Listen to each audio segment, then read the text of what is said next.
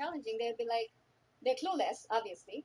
And then the poll workers, they would be hostile. And they're like, we're not going to stop what we're doing. If you have a problem, you go take it up with the supervisors. They were all in on it together, so nobody was going to listen to it. Not a single challenge was ever entered. And this was the same thing happening. So then if you went to the supervisor, he would not do anything? No, nobody would do anything. So in addition to that, thank you. In addition to that, when there was no Democrat challenger, which I witnessed in the minority of times, I would make a challenge, and the head of the table would say, what's wrong? And I would say, this is wrong. And they say, no, that's not wrong. And I said, no, I'm challenging it. So, I mean, for example, just one example is I challenge you for filling in the Democrat straight ticket. Is that, can I challenge that? No, it's not a challenge. No, doctor, just push it through. That's what they did. Oh, thank you. Representative C.A. Johnson. Thank you, Mr. Chair. Mr. Chair, please indulge me. As a woman from the city of Detroit, a woman who has lived, I'm talking about me now, who has lived in the city of Detroit all of my 62 years. Who cares? And having spoken with many, and by the way, thank you, having spoken with many people who worked the TFC.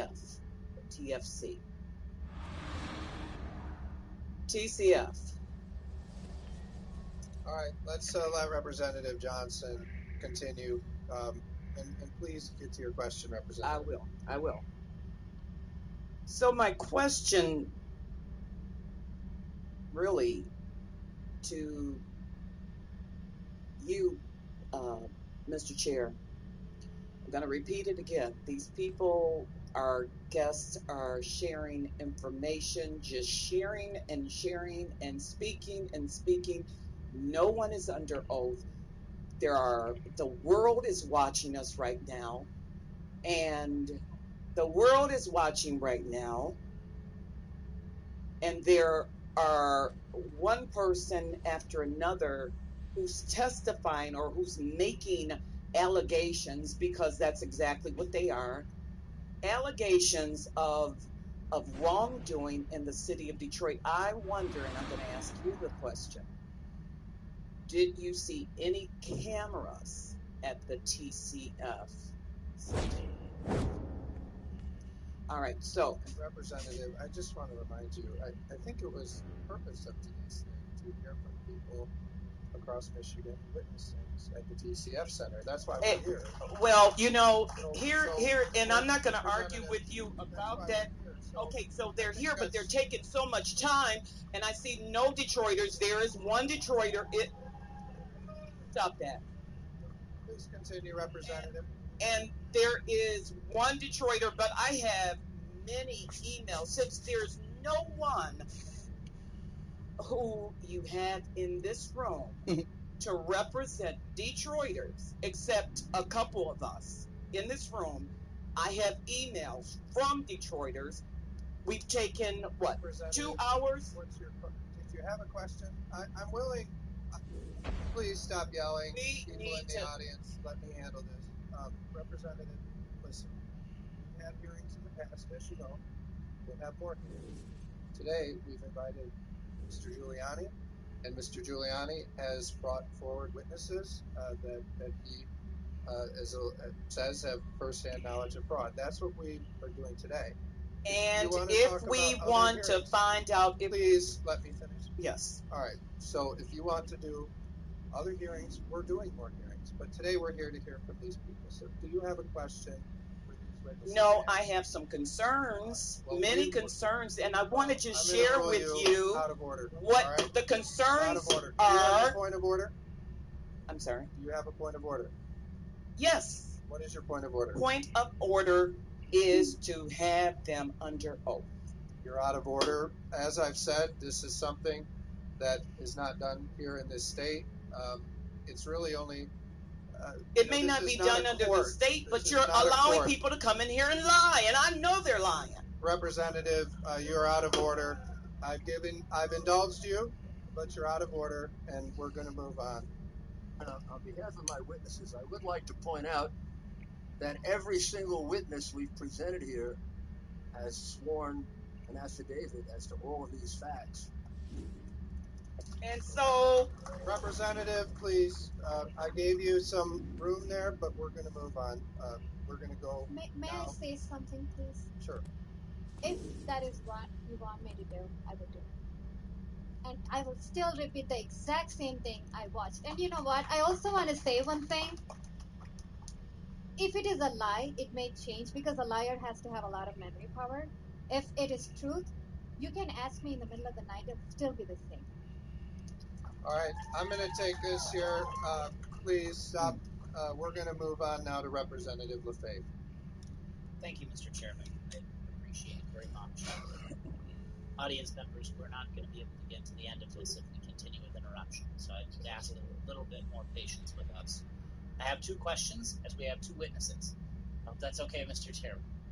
If there are relevant questions, I will let you proceed. If they're not relevant, Mr. Chairman, please rule me out of order. I would appreciate it. Question number one, as I heard from, did you say your name again? Hima Kolanagi Reddy. Hima, thank you. You want to try that? I'm going to try it once. I'm not going to try it twice because I got a bad memory. I heard that there are sequential ballots from one street called Goddard Street that have no dates. Approximately how many would you say? Each box would have 50 ballots. There were about three boxes there. I was organized higher because we have no chairs.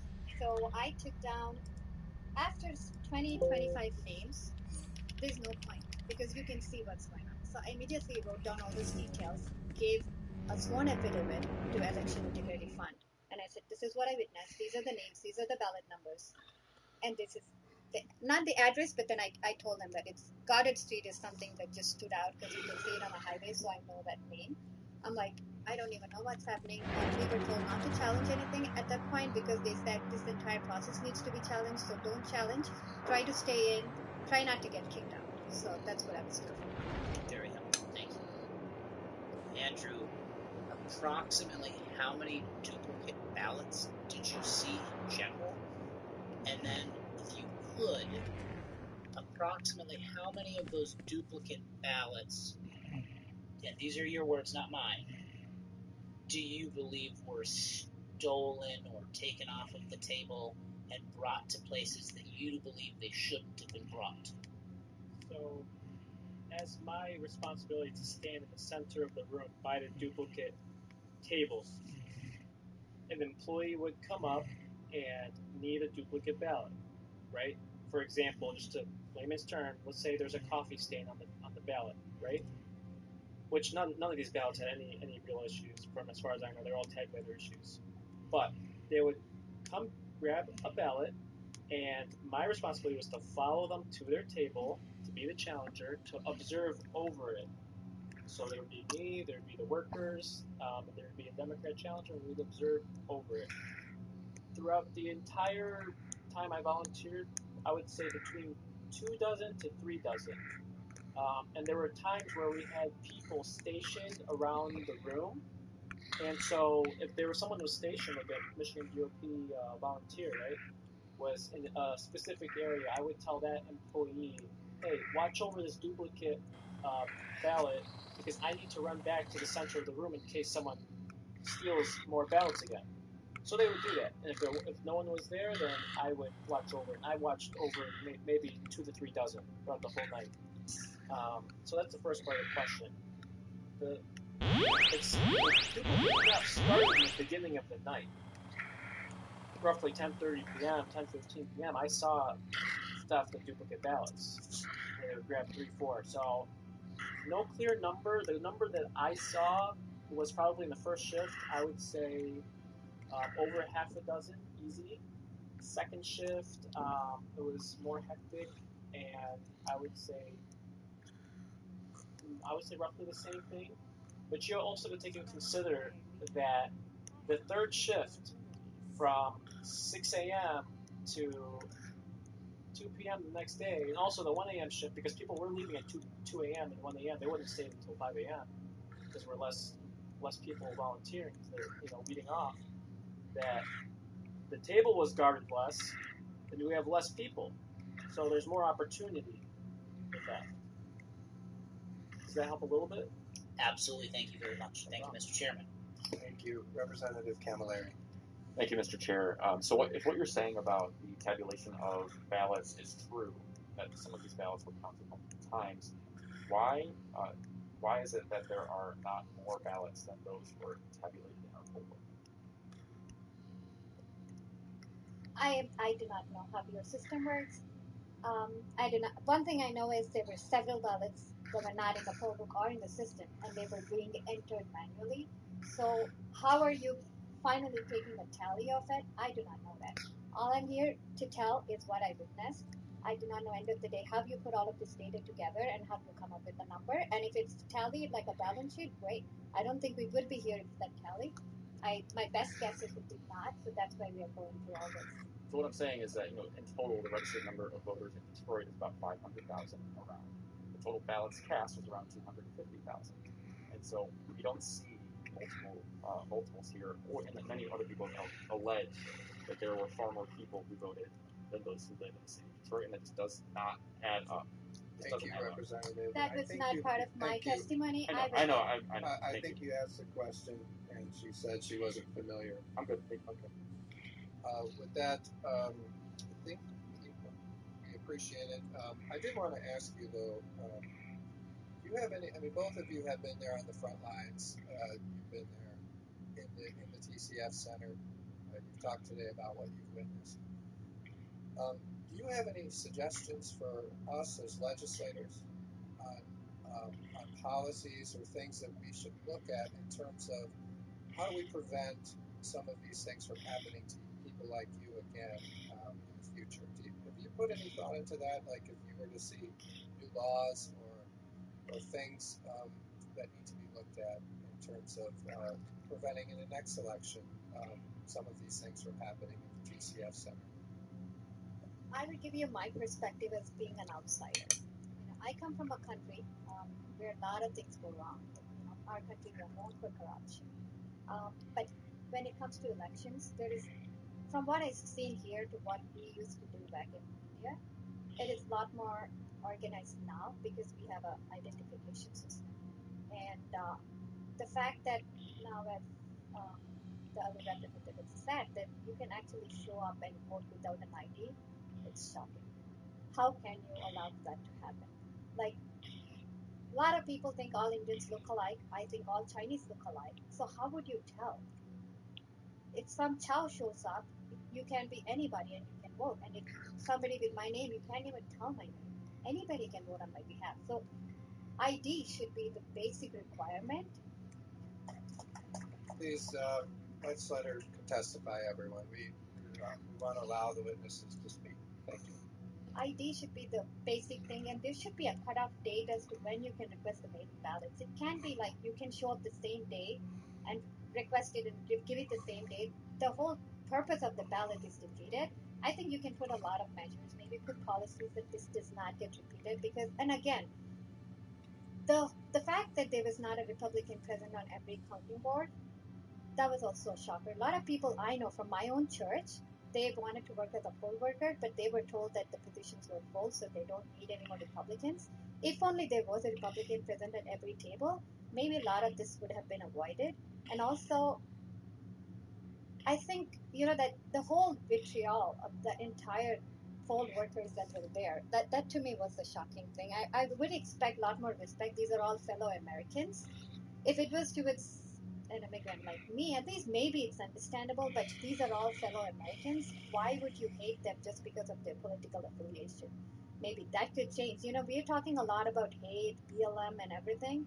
How about we also just extend it to, the white males or, whoever, being also treated very, that's discrimination, what I notice. And this is an outsider perspective. you want to answer the question? Do you have any suggestions for us? I mean, simply, we just can't let it happen. The way we do it is up to you, and that can change. You have to think about law changes over time.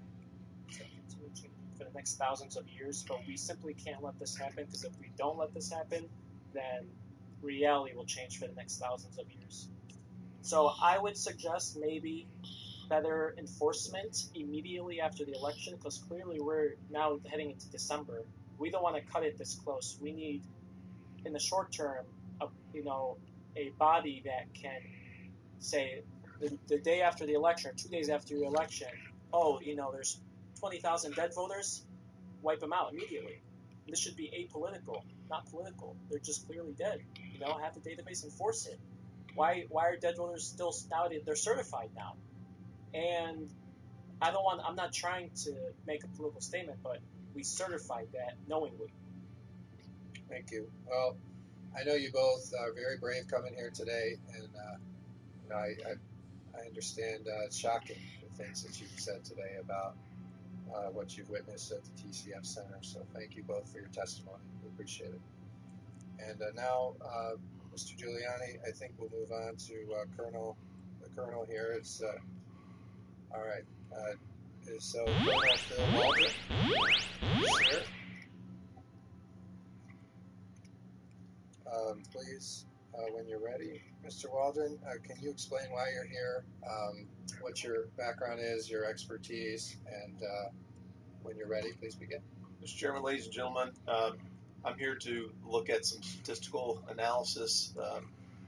I worked with a team that's been looking at the voter manipulation, election manipulation since November of 18. I started looking at this issue in August of this year, doing a deep dive on several key areas with some of the electronic voting machine companies. And we started looking at some of the vulnerabilities that have been mentioned on the floor of the U.S. Congress and Senate that have been widely published and publicly available. And then we also did some forensics on a couple of locations up in northern Michigan, Central Lake Township and Antrim, and then talked to folks at Star Township. And all this information is in affidavits as well, sworn affidavits. In a nutshell, we began to look at anomalies in the voting systems. We looked at publicly available information from your state. First thing we noticed was that there are 643 precincts in Michigan with a voter turnout above 80%, which is a little bit anomalous. There were 21 precincts were over 90%. 10 precincts that had exactly 100% voter turnout, and 6 precincts that were over 120% voter turnout. So as we began to look at that, my team focused on anomalous patterns where votes were entered in an amount of time that was physically impossible for the tabulation machines to process the votes. And so we found four spikes in the analysis that exceeded the tabulation machine's ability to process that amount of votes in a timeline. And that was in Kent County, Macomb County, Oakland County, and Wayne County.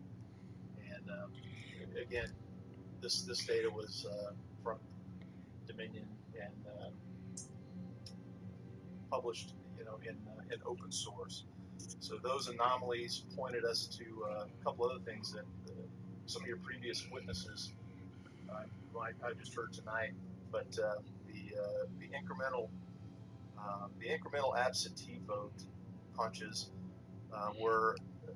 There was a big move from 652 on the morning of the 4th, 16,000 absentee votes were processed. Between 652 and 749 local time on the 4th, an additional 213,429 absentee votes were processed.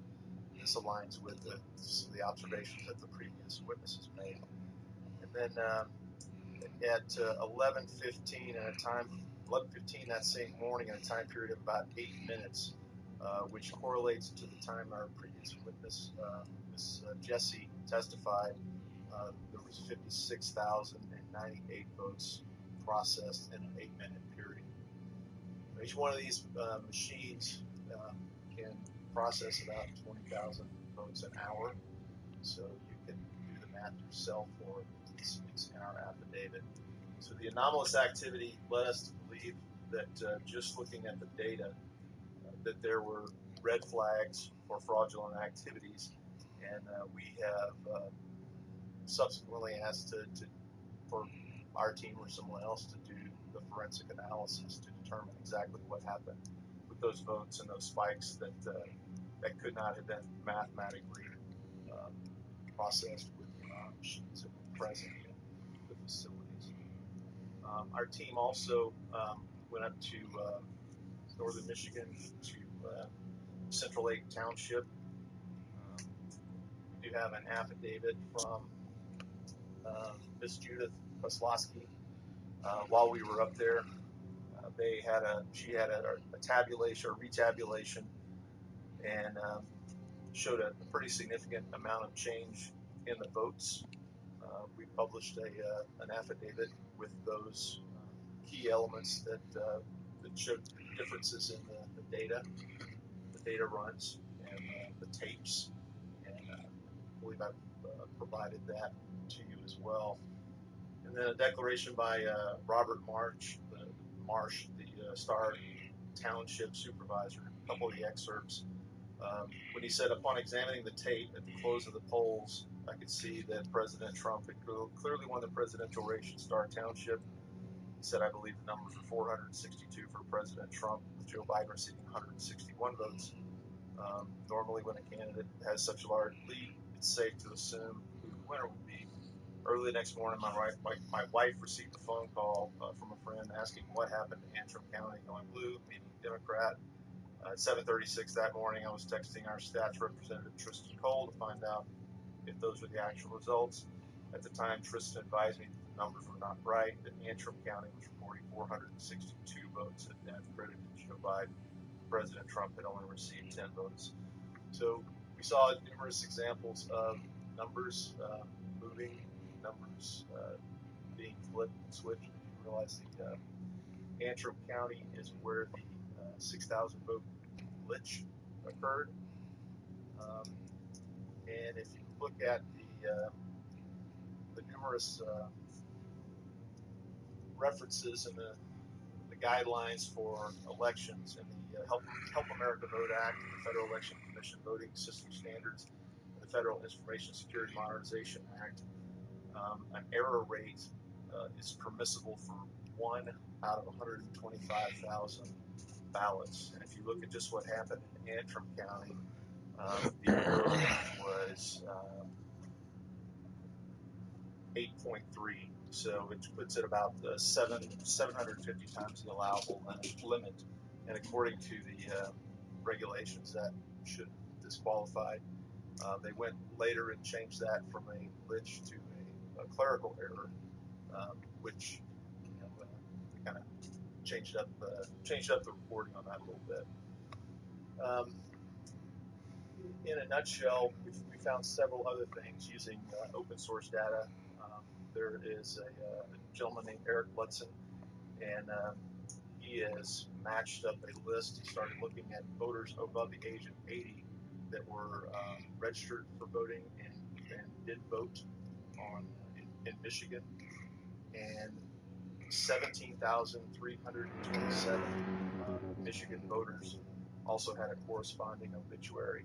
And I didn't print that whole thing out, but I can give you that website for the tabular data, and it's about 350 pages or so.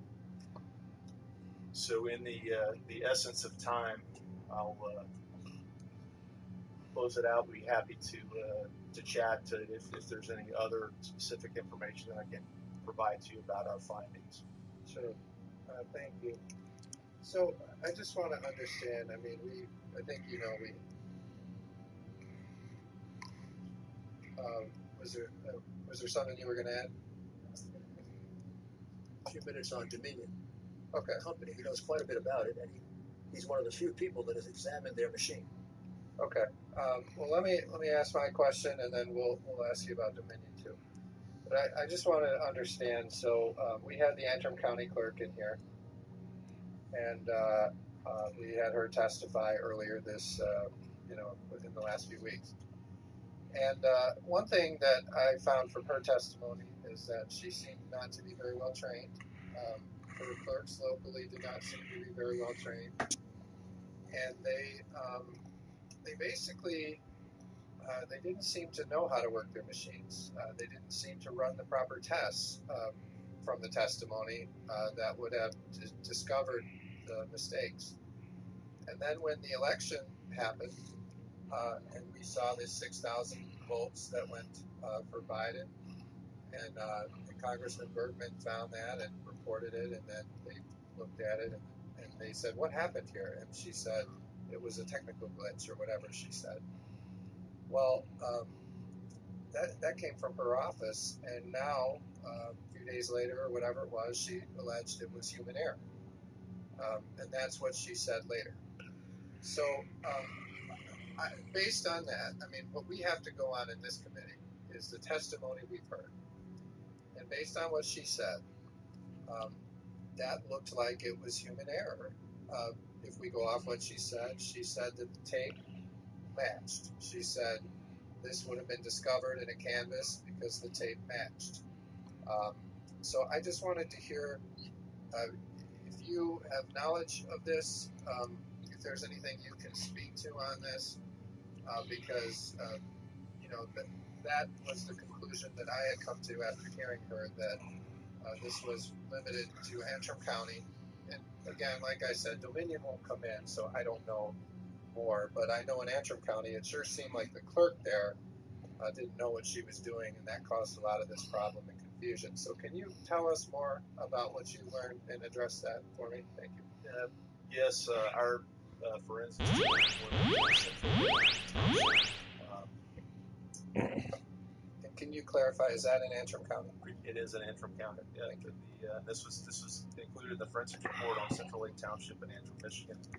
The report date was November 29, 2020. And on the 27th, the ASOC forensics team, which is the Allied Security Operations forensics team, visited the Central Lake Township in Michigan. The clerk presented to two separate paper totals tape from the tabulator with the identification of ID2 tabulator ID2. One was dated poll open November 3rd, 06/38/48, which was roll one. And the second dated poll open November 6, 2020, 09/21/58, which was roll two. She was asked, Ms. Kozlowski. What does that mean? So, was one? What were the 2 dates? The there were actual 2 poll tapes, date, November 3rd, and then second on November 6th. and there were 2 tapes. 2 tapes. They ran the ballots and printed roll 2. She was asked by the county clerk's office to come in and do a retabulation on the 6th. Okay, so there was a one run through and a ticket printed, and we went through that with the clerk. There's a ticket that shows the result. Correct. On November 3rd on election day. Then a retabulation. On November 6th. Correct. And you're saying that was ordered by the county clerk? By the county clerk's office. She said she was notified by Connie Wing of the county clerk's office and asked to bring the tabulator and ballots to the county clerk's office for retabulation. Okay, so what did you find when you looked at that? They ran, roll 1 had a total of 1,494 votes. Roll 2 had 1,491 votes. They had 3 less ballots because 3 ballots were damaged in the retabulation process. So, Ms. Kozlowski said that she assisted manually filled out the 3 ballots during the ballot counting system. The final numbers did not reflect the inclusion of those 3 ballots. So the shifts in the votes from tape 1 or roll 1 to roll 2 on election night, President Trump received 566 votes. Vice President Biden received 340 votes. On the recount, Trump had one less vote at 565, while Biden was unchanged at 340. The other areas on the down ballot where we saw a lot of different number shift was a proposed ordinance to authorize marijuana in a retail establishment within the village of Central Lake. So those were the ballot proposal to authorize marijuana went from not passing to passing by shifting votes and removing when the recount, the three ballots were not counted, the proposal passed with one vote. And then for school board, even though this was a ranked voting, the top two apparently were, there was a significant number of votes. There were 742 votes added to this total, which made the election. There were 1,068 votes, and then on the recount there were 1,810 votes that showed 112 write-in candidates. The school board memberships were significant, as well as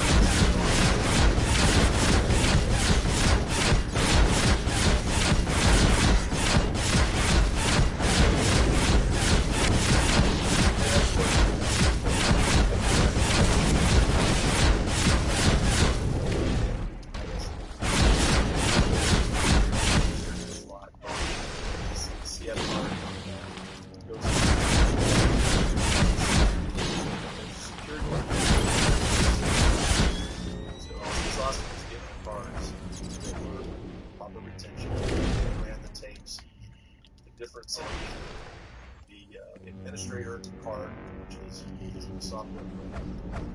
The whole number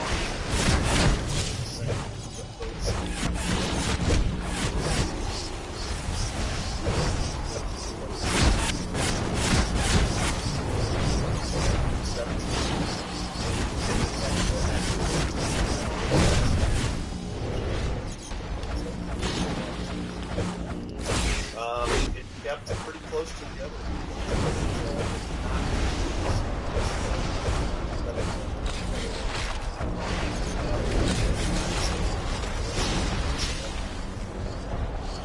More than this machine, it's pretty much been blocked.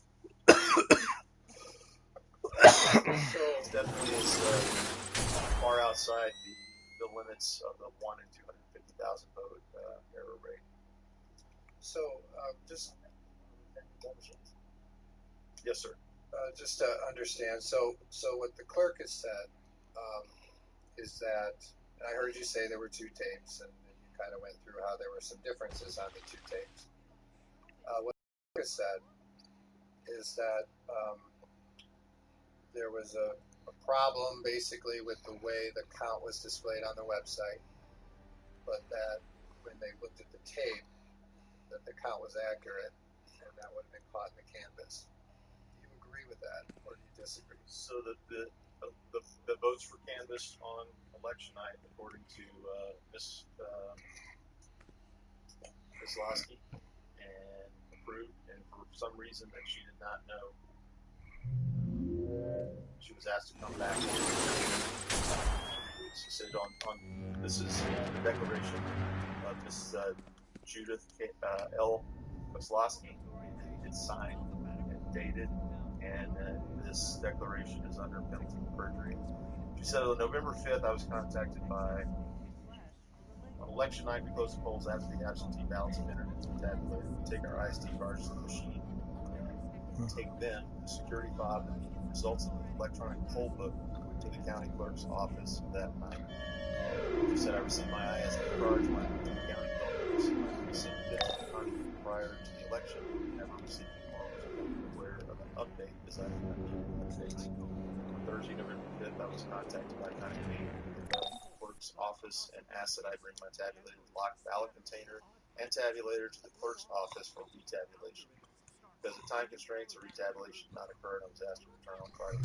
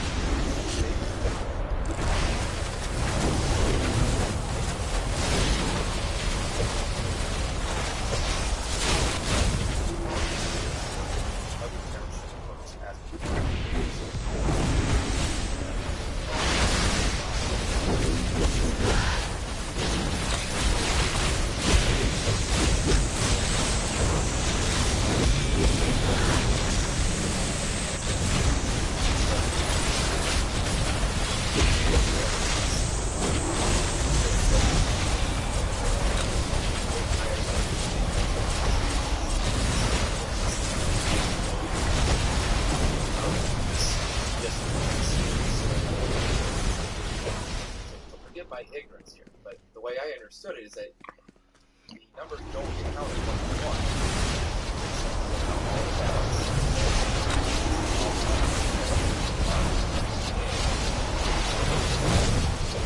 Because much ballots also get counted, it's because machines from all over the state that count hours long.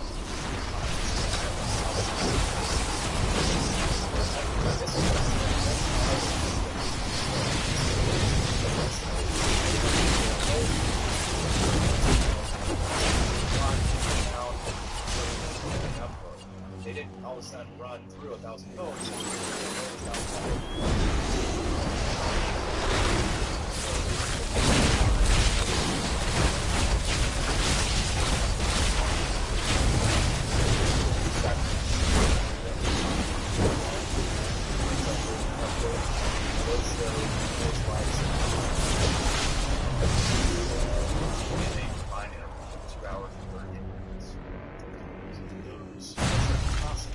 They're not running 200,000 ballots through that thing. That's just for machines around the entire state. So if you have the city of Detroit with 250 ballot boxes, but hypothetically, big cities in Michigan, big precincts, and they start filing at the same time, these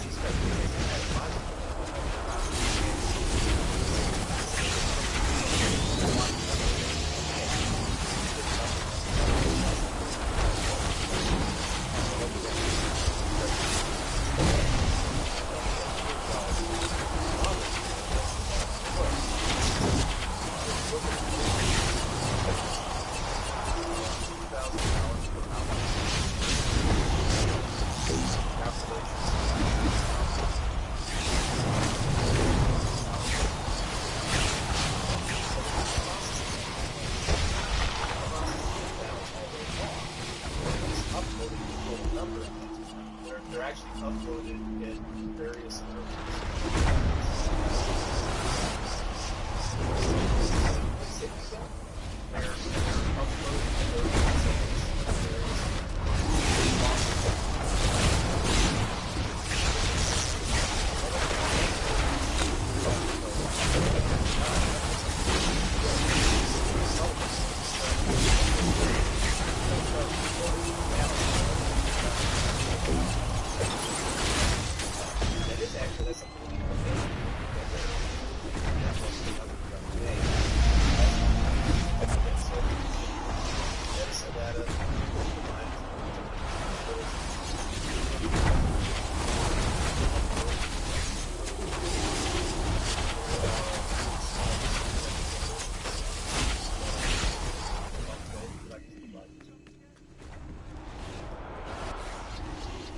Question is, did you give us that? Because I know you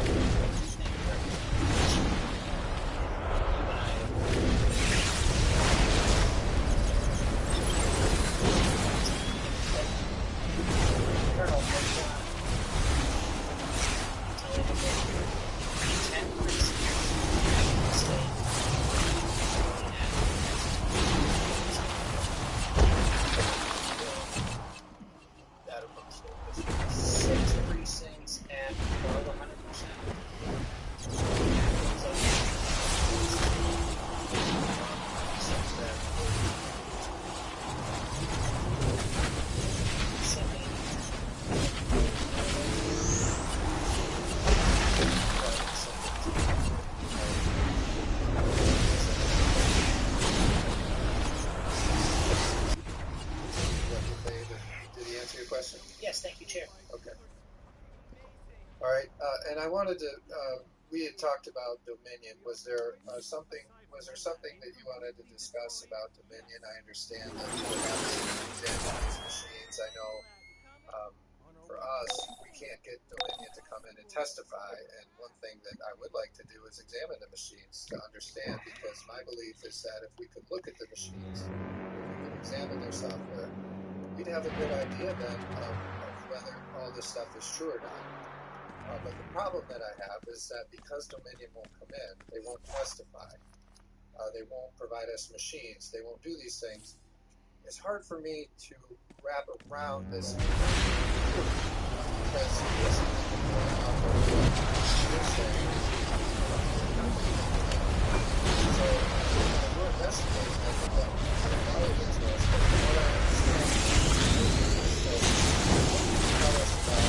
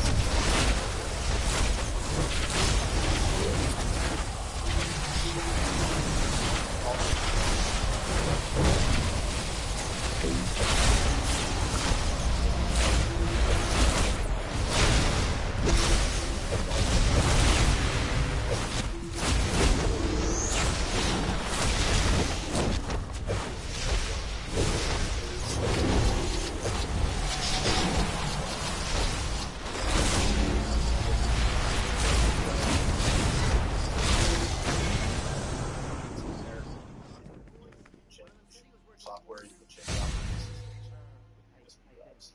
The core of these systems is manipulability. This is the operator's manual, 5.1.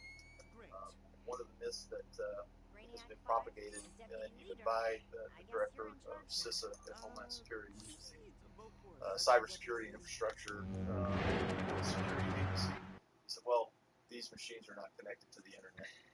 In the operator's manual, there's a whole page of references that show you how and when to connect and to connect to servers and to routers, so it is connected to the internet. That's how you get election night reporting. That's through another company called Clarity Elections. They provide early reporting to the news media. Matter of fact, as I was looking at one of the counties where I saw the spike, I think it's Oakland County. I was going to the Oakland County 2020 elections results, and I clicked on the election results, and a warning flag that pops up to the right side that says you're leaving this domain, you're going to clarity.elections./mi. So the information for the counties in your state isn't really maintained or owned by your county, state, rather a corporation that's owned by SOE Software and Cytl, SCYTL, which is a British Spain corporation. It went bankrupt in May 2020. It was purchased by another UK registered company. So we recently found, and we're digging further, that there was a $400 million financial transaction to manipulate systems and content. We're digging into that, but we know some of the leaked information from Panama banking system that SGO, Smartmatic, and both share a physical address in a small building in Barbados. It's headquarters. So these companies share licensing agreements. They share a common core of their DNA is the code, is the software. And I'll be happy to provide you an electronic copy of this operator's manual.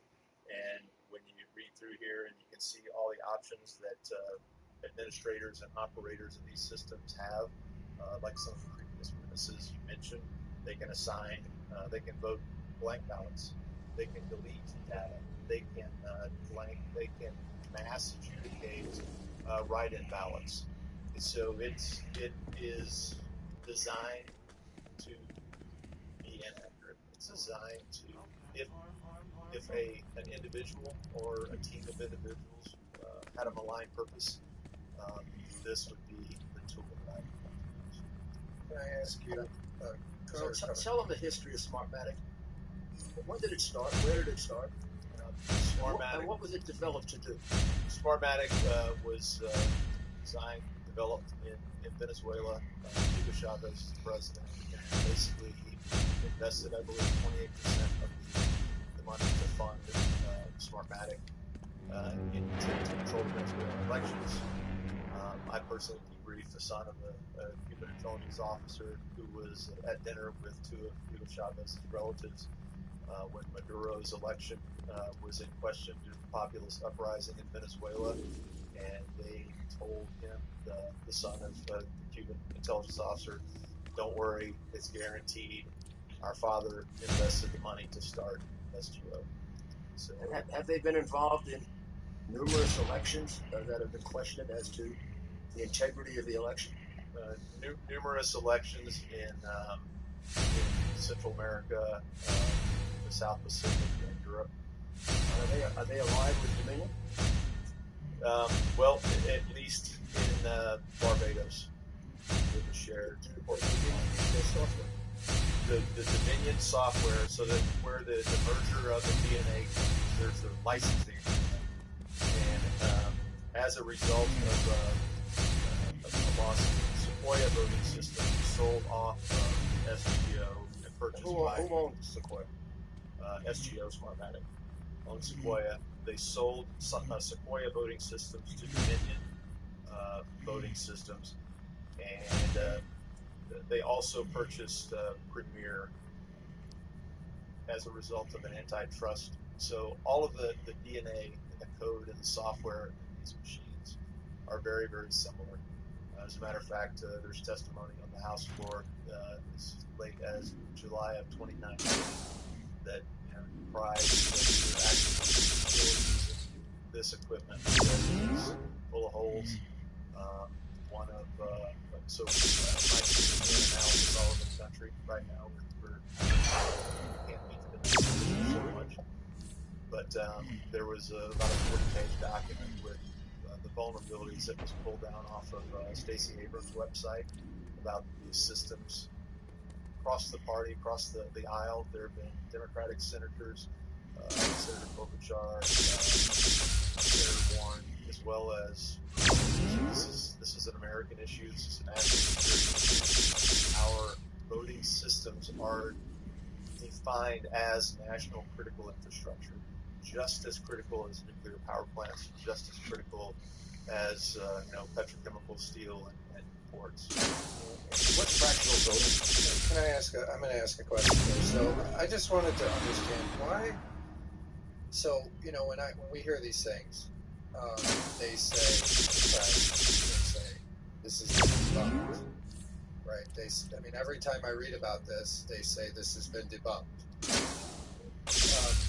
Please, we don't want to have to remove anybody, and I'm serious. We're not supposed to yell out here, but let me ask you. When you hear that, why do you think they're saying that? Because we do hearings like this. For many people, this is the only time they hear testimony like yours. But why are they saying that it's debunked? Do you have a theory on that? I have a theory in life, and it's about people and personal behavior. It's either a variable of competence or a variable of commitment. In this case, they would be either incompetent, they haven't done the research like I and my team have done, they haven't looked into the user's manual of these systems, they haven't rationally thought that, okay, these election votes are updated in real time. How does that happen? Nobody's getting from a car from Lansing, Michigan, driving it to New York to be uploaded at the Rockefeller Center. So these are connected. And actually, in the operating diagrams of the systems, the high-level block diagram, this is Democracy Suite. It shows Democracy Suite, EMS application and document management server, the Democracy Suite database server, the data center. This is data. This is electronic data. The ballots are put into the machine, and they're turned from a paper ballot to a ballot image. The ballot image is data, and the data can be manipulated with something as easy as a USB drive. Thank you. Representative Riley. Thank you. So I'm just trying to figure out, would not a recount detect if you had a software manipulate the votes?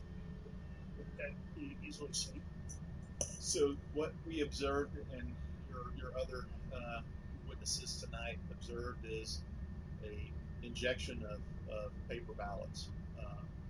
Whether those are accurate or not, you could recount the manual ballots, but unless you did a forensic audit of the ballot itself, you wouldn't be able to tell if the ballot was fraudulent or pre-printed. We have technology to be able to do that. A gentleman that associated with in Texas, his name is Javon Pulitzer. He invented the QR code scanner and scanning capability. It's a patent on all that. He's devised a way to determine fake ballots or ballots who were pre-printed. So, yeah, but isn't that another issue altogether? I'm just talking about. This is a multifaceted issue, but yes, the forensics data. If you have access to the software code that was driving the algorithms in these machines, and I say algorithm because the data that's the raw feed of the data is reported in decimal places. So if you're tabulating votes, your vote, my vote, Representative Johnson's votes, well, that's 3 votes. This data is reported in 3-digit fractions. So how is that possible in additive function? So the software and the code is what we would need, or a qualified forensics team of your choice would need to look at what algorithms were in the USB drives that drive the machines. And the number pattern that we see is that they would pick 3 to 4 precincts. They would run the algorithm for X amount of time until they got close to the precinct threshold, so it wouldn't pick off the overvote situation. Then they would move into another precinct. So this is a complex issue with injection. In Pennsylvania, we heard a gentleman who again signed an affidavit, as a truck driver, that he delivered a truckload of ballots to a vacant lot in Pennsylvania from New York, and his assumption was the ballots were just left there. There was no one there to sign the bill of lading to get the bill of lading. So the hypothesis or the assumption is that was used as a staging area for people to go pick up pre-printed ballots to move into the system. You there, For Chris? example, what we saw in some of the late absentee numbers. Hey, old man. Thank you. All right. With that, we'll thank you for your testimony today. We appreciate it. And now we're going to invite up one more person, Monica Palmer, who's a Wayne County canvasser, if I understand right. And then we'll let you testify for a couple minutes, tell your story, and then we'll let our Trump legal team close after that.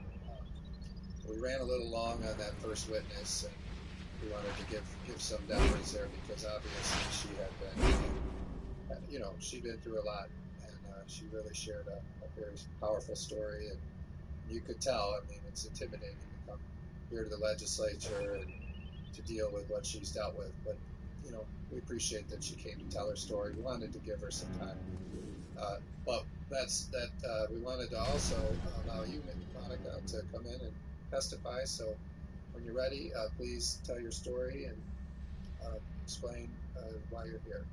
Thank you. Make sure you push the red button. Thank you, Chairman Hall and members of the committee. I appreciate the opportunity to address you this evening. I am Monica Palmer. I am the chair of the Wayne County Board of Canvassers. As you may be aware, after the primary, we had 76% of the precincts, the absentee precincts in the city of Detroit were unrecountable because they were out of balance without explanation. We had bipartisan support and a request for an investigation by the State Hey, old Bureau man. of Elections. What's up? And we requested the Secretary of State to Hey, where assist can I with repair all my shit at? administering the Any general repair election in vendor? November in the city of Detroit for the absentees. Where? Any of the robots you can buy gear at After the most? primary, when we Some had repair. the 76% of out-of-balance precincts, I had people question me, Monica, is it fraud or is it human Well, see, error? every robot I And went at to, that it point, says I that didn't know because repair is not I've available. never witnessed the process before. Oh, so go into So the go election into the night, main 9 wings, p.m., November 3rd, I went down to like TCF Meta Center. Wing, Magic I was Wing, any credentialed of as a those GOP upper. challenger, and I Right when went you first in go to in, observe the process, hoping to see if you go some down the ramp, you'll improvements see the being like the made. sales agents. I did They not all repair. challenge anything while I was there. I was strictly there to observe. I did note one thing. The ballot containers, the metal boxes that hold the ballots once everything's sealed up at the end of the evening. The Board of Canvassers, the County Board of Canvassers, are responsible on an incremental basis to touch and feel and make sure that those ballot containers are secure. And they're labeled with a sticker that says this Like container Techlink? is certified and it's Yeah, got the signatures of the board members yeah. on it. Anyone's up from As the I was top walking side through TCF Center, I can located repair. 5 ballot containers that had red "Do Not Use" labels on them. They were damaged. They were new containers that were ordered. They had manufacturing I gotta defects. get some more money. The weld on the back seal, the I seal got of the repair milling on the everything. back side was not Huh? completed properly, and you could slide You I got ain't the got paper in enough and out of cash. the back of the hold boxes. Those containers that were used with the red labels on. will not be recountable. The chain of Hold on. custody has been broken for those boxes. Ooh, what do I have? I was I had at like 3 TCF tags. Center for 26 hours straight. I got there 9 o'clock election night. I left around 11 p.m. Wednesday evening after counting had been completed. They were working on closing up the poll books. There's a lot of other testimony from challengers that can describe the Let's see activities how that much happened this in thing there. I is won't worth. waste your time with that. I want to move on to the candidates. We had Someone has processed money run through the like initial bank. canvass of about 20% of the absentee counting boards and realized that the number of voters in the poll book, so What's people that escrow cast, money?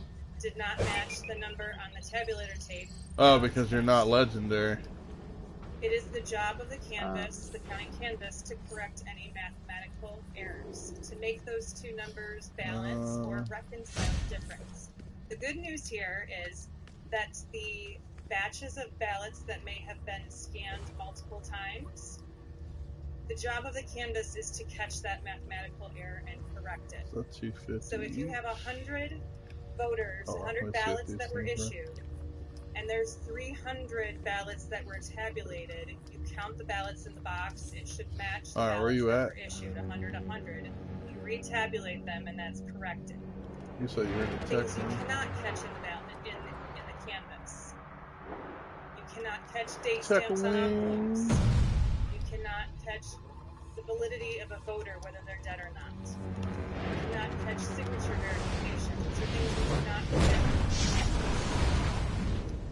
Just a little point of reference Tech to help you wing. manage through the details you're hearing. Hold on, let me make sure they're An not locked. observation Oh wait, I don't think for I can trade them, can I? TCF Oh, you Center. bitches. In the Shit. primary, we had workers, poll What can workers I working trade you? long hours. There appeared to be a change in the I'll November, the trade general you. election, where there were shifts of employees, and I believe that was a positive change. It was good to see, so you didn't have people very, very, very tired trying to close these boxes out. What I did notice on the I wonder night why I shift, can't election trade night, this. 9 p.m. to 5 a.m. the next morning, There were 134 counting boards. They had 5 workers at each table and supervisors throughout. The majority of that shift, those workers were not processing ballots. They were sitting idle. So as you're looking forward to legislation and concerns about do we need more time to process these ballots, the time is not involved in actually going through the ballots or scanning them through the tabulators.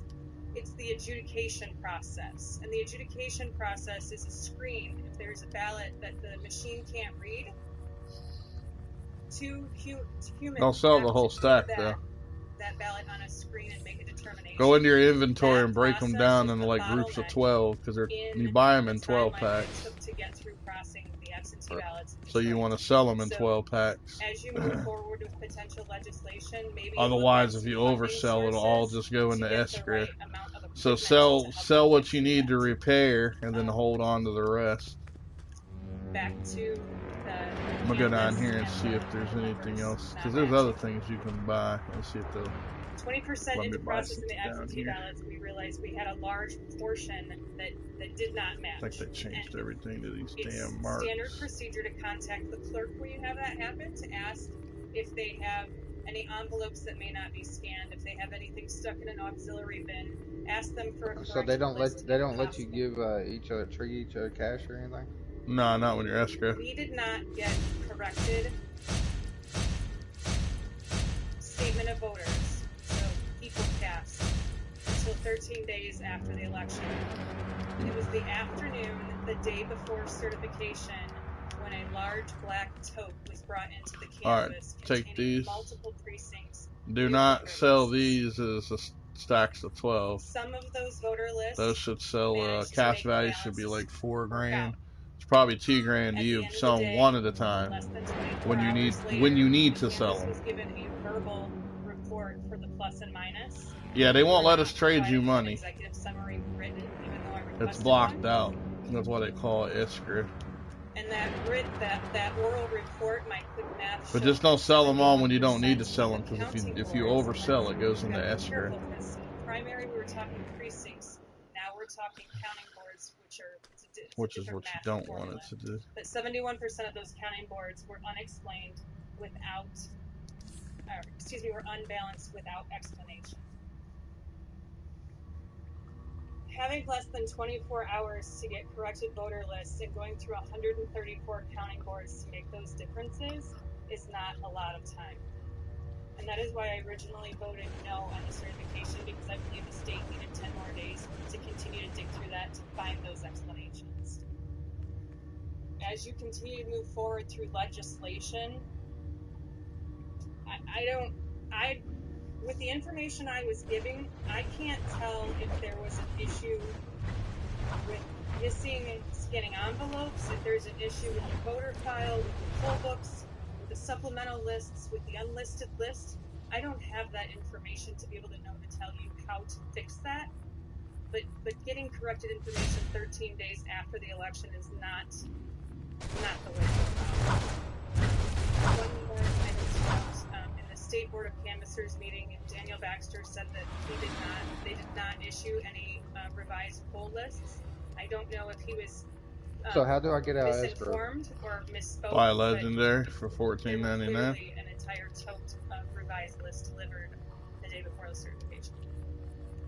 And I'm happy to answer any questions, and due to time, if you have additional questions, please reach out to me afterwards. That's the only way. Become a member. I heard stories about how we were threatened and bullied and attacked by a lot of these radical left-wing people. So I have my sympathies for that. And, you have my sympathies for that. I know you've been through a lot. It's courageous for you to be here and testify. With that, I'll go to Representative Weber. Thank you for being here, and thank you for your service on the Board of Canvassers. My question is, do you have any recommendations for this committee in the legislature with regard to empowering Board of Canvassers to maybe have a more substantial role in the process going forward? I know reading some of the media reports, you seem kind of frustrated with the limitation of what you could and couldn't do in the campus. Yeah, excellent point. The Board of Canvassers across the state of Michigan, They were most higher of than that. the other boards in the other counties, the 4 canvassers are the ones going through every poll book and looking at the number of voters and the number on the tape. Wayne County is huge and it has different rules because there's so much work, 4 people wouldn't be able to complete it.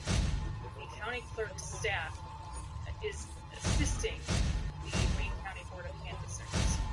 And I've only been on the board for 2 years. I roll up my sleeves and get involved, and I'm going through poll books with staff to help understand the process. I think if I'm going to certify this election, attesting that it's valid, I need to know what's going on. Yeah, second shift. My understanding is that Wayne County operating differently has not been involved in the actual processing process that much. I had to go to the drug test today. I think maybe what you might have been asking was more authority for the Board of Canvassers because we have no control over You think it's a pass or a fail? We have no control over We'll find out the Monday. Secretary of State. We have no It should be a authority pass. to demand an audit. We have no authority to Like tell 100% anyone how to pass. change their processes. But at the end of the day, Because it wasn't my urine. Yeah, exactly. Out of the election. Thank you, Representative. Yeah, there's no way I'd piss clean. Thank you, Mr. Chair, and thank you for your testimony. I also first want to say thank you for doing your job and certifying the election. I really do appreciate that. One thing that I would like for us to just clarify here, as we know, the unbalanced precincts are not unique. It's not unique to this election. It happens in other elections in years past. The rate of unbalanced precincts in Detroit and cities like Livonia were roughly the same. So why did we have such a focus from your public statements as well as others that you've made to the media and at your Board of Canvassers meeting? Why was the focus specifically on Detroit's unbalanced precincts and not more so on other cities like the city of Livonia? I was not given a written executive summary prior to the meeting. If you watch the Zoom call, staff was listing off communities plus or minus in or out of balance. Really? They're referred to Detroit or out of county. Livonia was specifically brought up because there were some troubles there. But when you're referencing out of county and Detroit, it's already separated into 2 different groups. I was doing the math on fly, scribbling, and referenced the percentage, comparing it to the primary because we already had identified that there was an issue that we were hoping to see some improvements in. The actual motion that came to certify the election that came with a resolution for an audit requested an audit of all of Wayne County, all of the unbalanced, unexplained precincts, not just the city of Detroit. It did get heated after the no vote, and there was some hostility from board member comments. There was some pressure from council. I did initially reference Detroit first. A few sentences later, I did bring up Livonia as well. I was not singling out one community. This is about making sure that we have accurate documentation that can be audited and that there's explanations, and that's what I was trying to. And I understand, like in Livonia, this might not be. In Livonia, I heard because we had a state house race there that was pretty close, a couple hundred votes. And then what I understand happened is that somehow they can't recount most of the precincts. Can you explain that? Sure. So if you have 103 ballots that are issued, people cast. If you have 3 individuals who spoil their ballot, they make a mistake and they take it and they say, I need a new ballot. So you issue another one. So now you have 106 ballots that have been issued. You only have 103 that are counted, and you have 3 ballots that are in an envelope for spoiled ballots. 106 does not equal 103, but there are notes in the poll book and there are spoiled ballots that you can reconcile the difference. They're out of balance. It's a normal occurrence. not a problem. The problem is when you have 106 ballots cast people, and you've got 135 in your total for the votes for the night.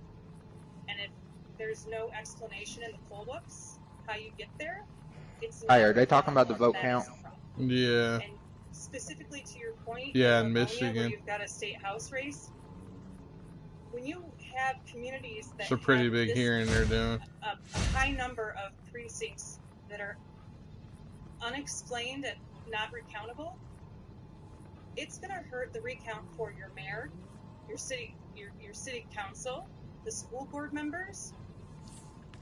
In Highland Park, the last time we had a recount in there, it was a city council recount, and half of the precincts couldn't be recounted. We had an entire community in there hoping to see the numbers and make sure it was right. The candidate was distraught when she filed to have all of the precincts recounted and half of them couldn't be recounted. We've got to figure out how to get it right.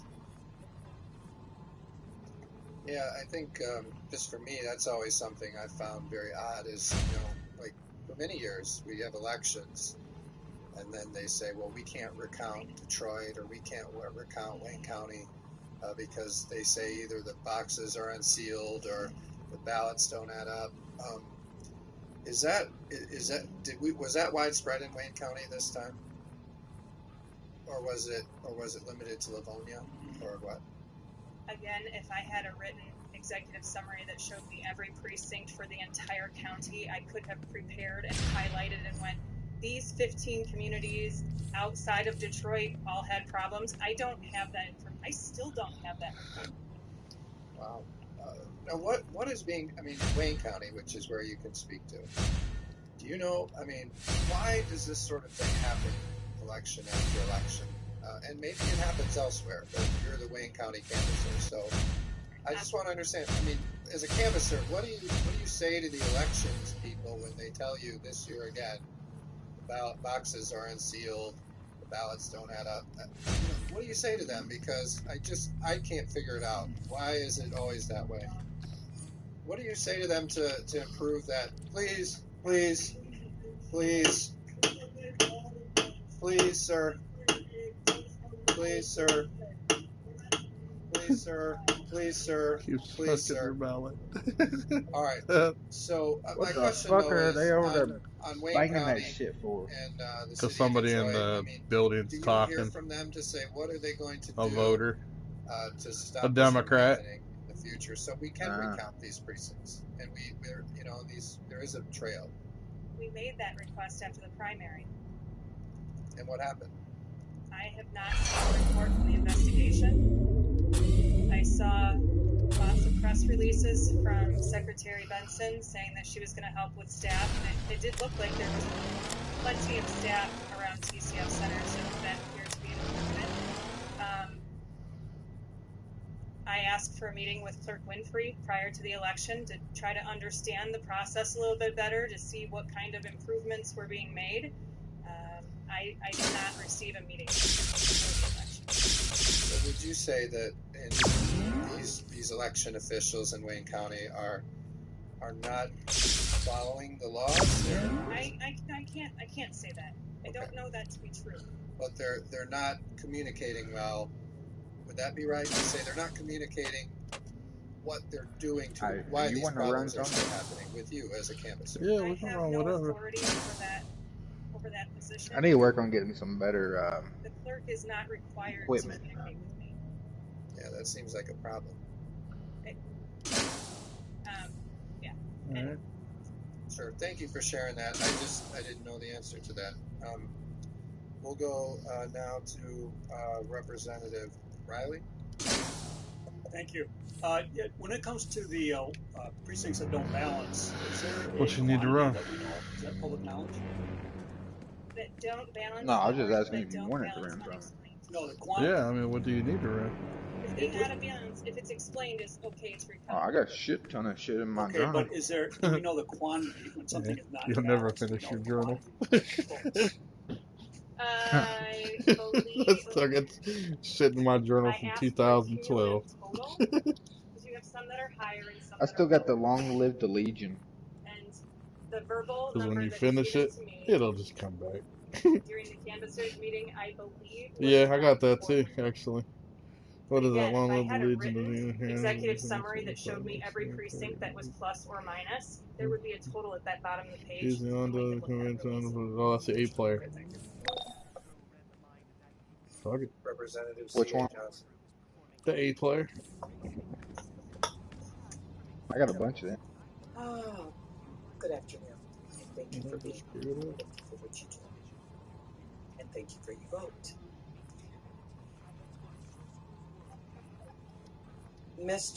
Please let's let her ask questions. Mr. Chair, when we get a chance, I'd like to have this kind of even because we have a Detroiter. Representative, I think you made that point earlier, Oh. and as I said, we're going to have more hearings, but what is your question? No, I would like to have her address this body. Okay. She is a We're Detroiter. going to move on, Representative. You don't have a question. I'll go now to Representative Johnson, Steve Johnson. Thank you, Mr. Chair. So you talked about getting a number of revised poll books. That could you explain what that is? Because I'm not an elections guy. Sure. Explain it. Thank you. Okay, in your poll book, there is a section that's the statement of voters. So for the absentees, it will show all the absentee ballots that were issued, requested, issued, and received. And you can see the dates in there for every person. And there's a total at the bottom. So on election, I believe it was Sunday, the poll book. So all of the ballots that were received by Sunday when they were printed are in this list. There's a supplemental list for any ballots received after that. Okay, because you've got ballots coming in on election day while they're being processed. You add those two together once the polls are closed and you've got your total number of ballots received on election day. You add those two numbers together, and that should be the total ballots cast. If they don't match, you don't call it absurd. Why have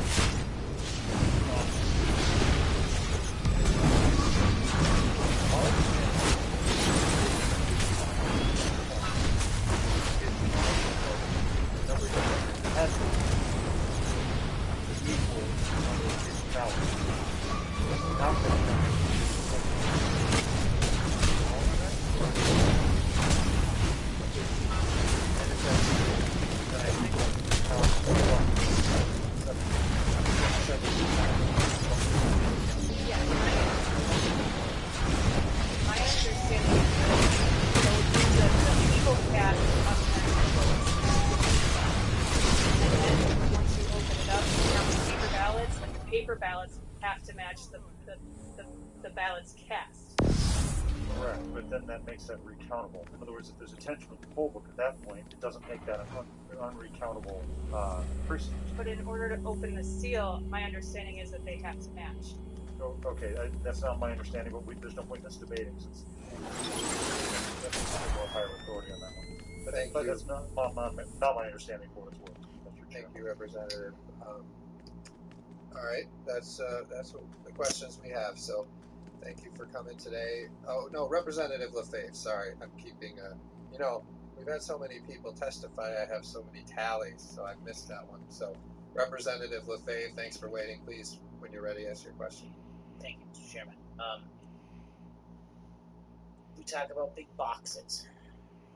The big metal boxes that had the stamp of approval or not by the Board of Canvassers. What are these boxes? What are they for? How big are they? This is multiple questions, I'm sorry. Tell me about the boxes, how big they are, how many ballots there are, potentially.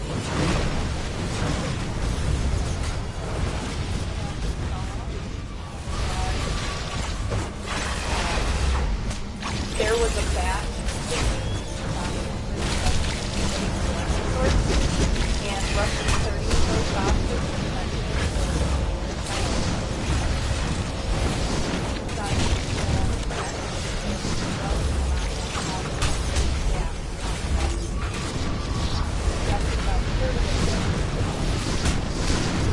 sometime before the November election.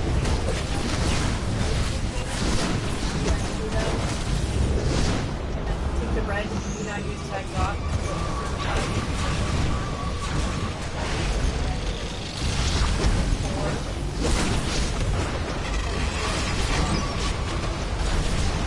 How many ballots were in those containers?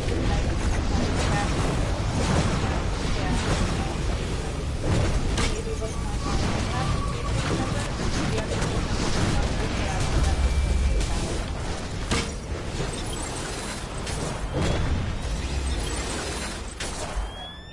all of your questions? Well, I only get one, so I would just like to say, I mean, if you buy 50 boxes and 30 of them are defective, let's never buy from that company again. All right. Thank you, Monica. That's the last question for you. We appreciate you coming to testify. Thank you. Thank you. All right. With that, County will let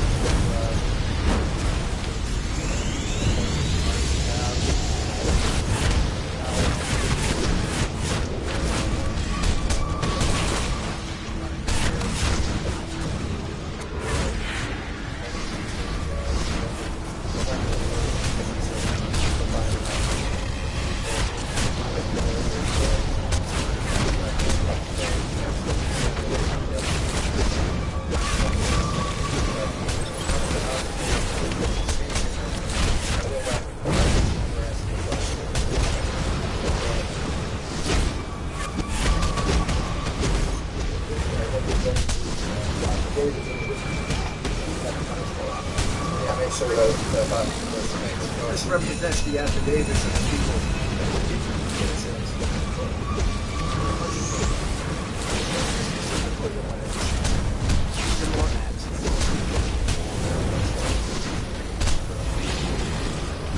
I find it puzzling. Damn. There seems to be such confusion about it. Maybe Damn because it. of my background as a prosecutor, it's pretty obvious to me what happened here. A Democratic leader in Pittsburgh, Pennsylvania, or in Philadelphia, or in Detroit, or in Las Vegas, or in Milwaukee, or in Minneapolis, wake up election morning, mail ballot, shut out all the Republican poll boxes. Maybe it's 10. I did it myself.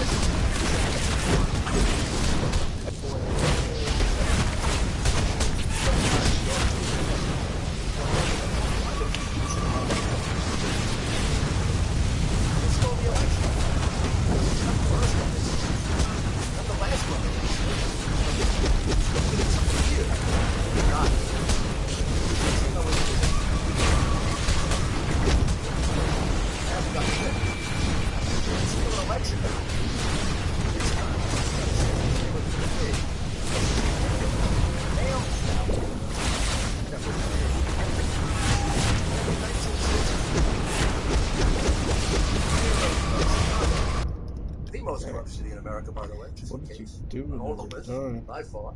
We can all feel better. Chicago's the most corrupt. Do what? I said, what is He he helped to hitting steal this shit that's electricity dying? and holding back the ballots. In Chicago, Imagine the Republican ballots were counted, and then along with a gentleman by the name of Parental, ballots were counted. Last year, 2 years ago, in Florida, the same thing happened.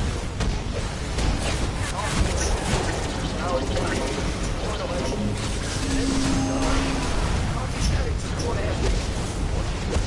Finally, evidence caught a truck after one time in Bayport, New York, Philadelphia. They caught a truck headed to Palm Beach, 100,000 ballots. And pretended to be Palm Beach ballots.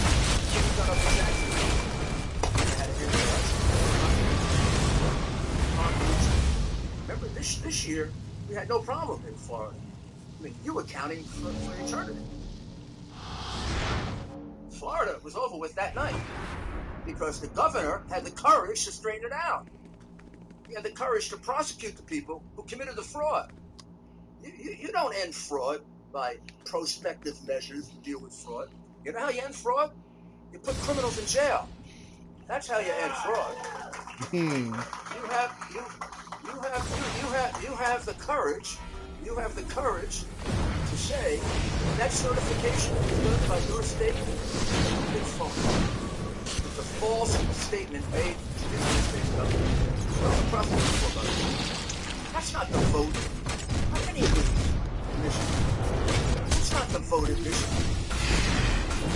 I don't know what the vote in Michigan is, but it's at least 300,000 or 400,000 votes off of the real vote. And you heard the anger and the upset of this. They seem to have more passion about it than we do. They figured out what happened because they live on the street. They know what happened in Detroit. Don't scratch your head on that. They steal elections in Detroit. They steal elections in New York. They steal elections in New York. They steal elections in Philadelphia. The Democrats are smart enough to do it. And corrupt cities. So they're doing 10 cities in which they can get away with it. 10 cities in which they can go to court and find a hack judge that will decide anything they want. So, they live in this street for a whole war. Get to the point where eroded. A right of free speech been eroded substantially. Look, the Democrats want a right of freedom of election. Dictatorial ways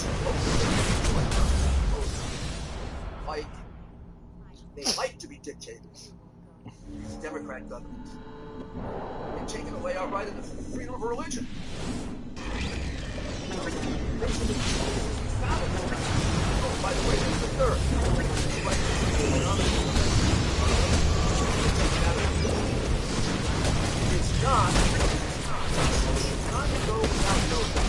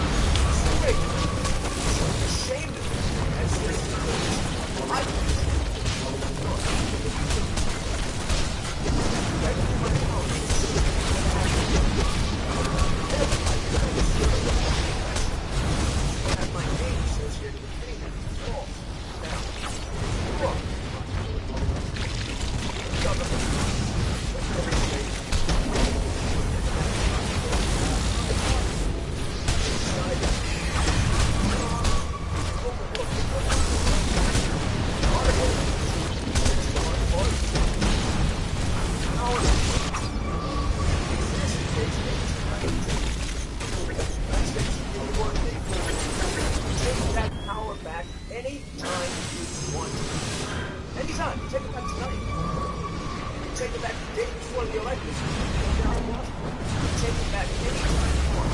That's the law.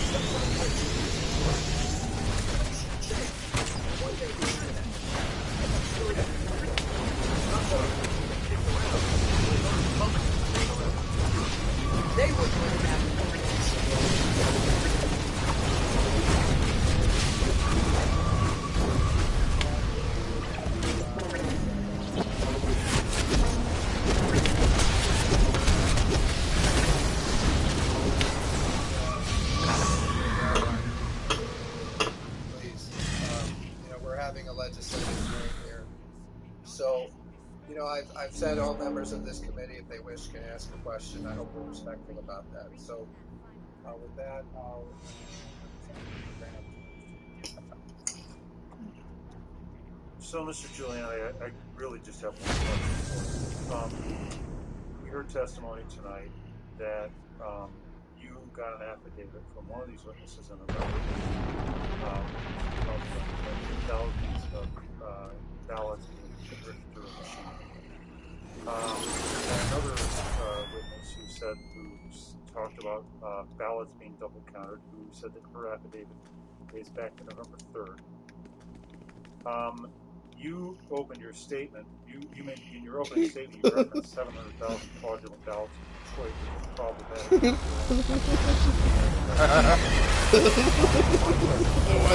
I character your second auto run. I sure watched you jump down the hole. Well, there'd be no reason to ask for a recount because you just recount the same fraudulent ballots. Once you're separated the envelope of the absentee ballot or mail-in ballot, you are forever unable to audit them. That's the reason why it's so critical to get inspected. That's the reason why from time immemorial that's been done in honor of the political party, in honor of the breach by your political party this time nationwide. There is no way, when they recounted in Atlanta, they just recounted all of the same fraudulent ballots. There's no way to trace those ballots. And that's why I don't allow the conversation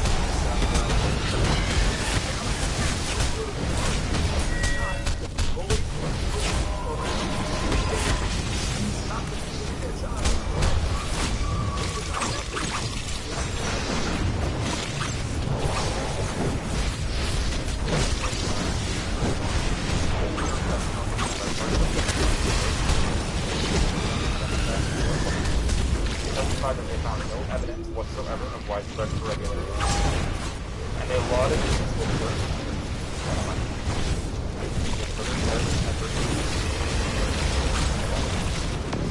Has now lost 30 pounds in the outcome of collecting adequate evidence to support you are making efforts Yesterday, we learned that U.S. Attorney General William Barr has found no evidence whatsoever of That's because Barr's corrupt. of our local clerk, state and federal justice across the country, the highest ranking law enforcement individual in the United States will not find any substance or any of your arguments.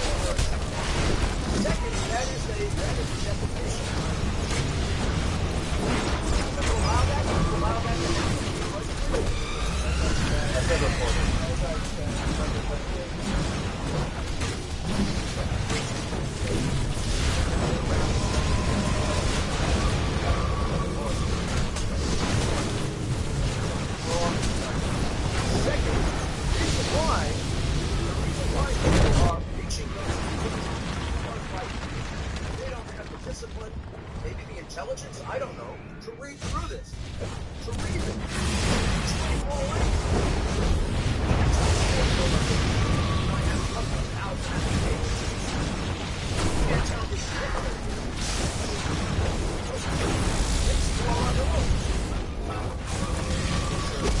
Very, very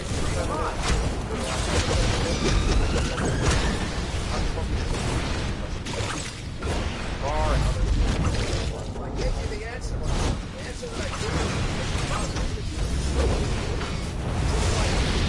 They don't want to know the truth. Well, you probably know the truth.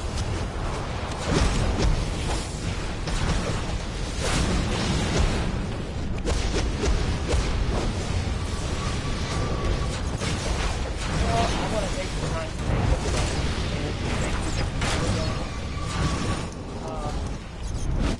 And I will take the time to some of my constituents.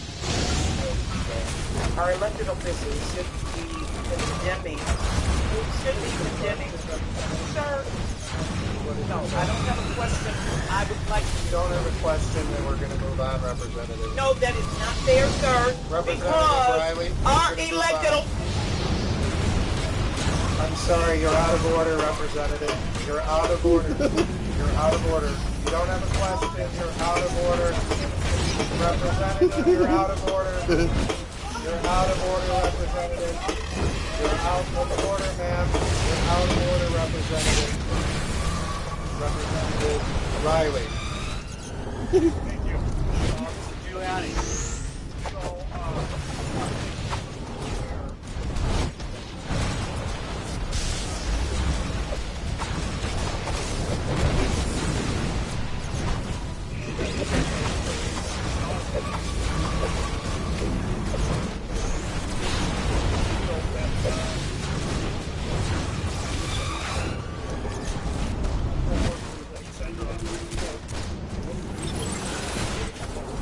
so prior to the election,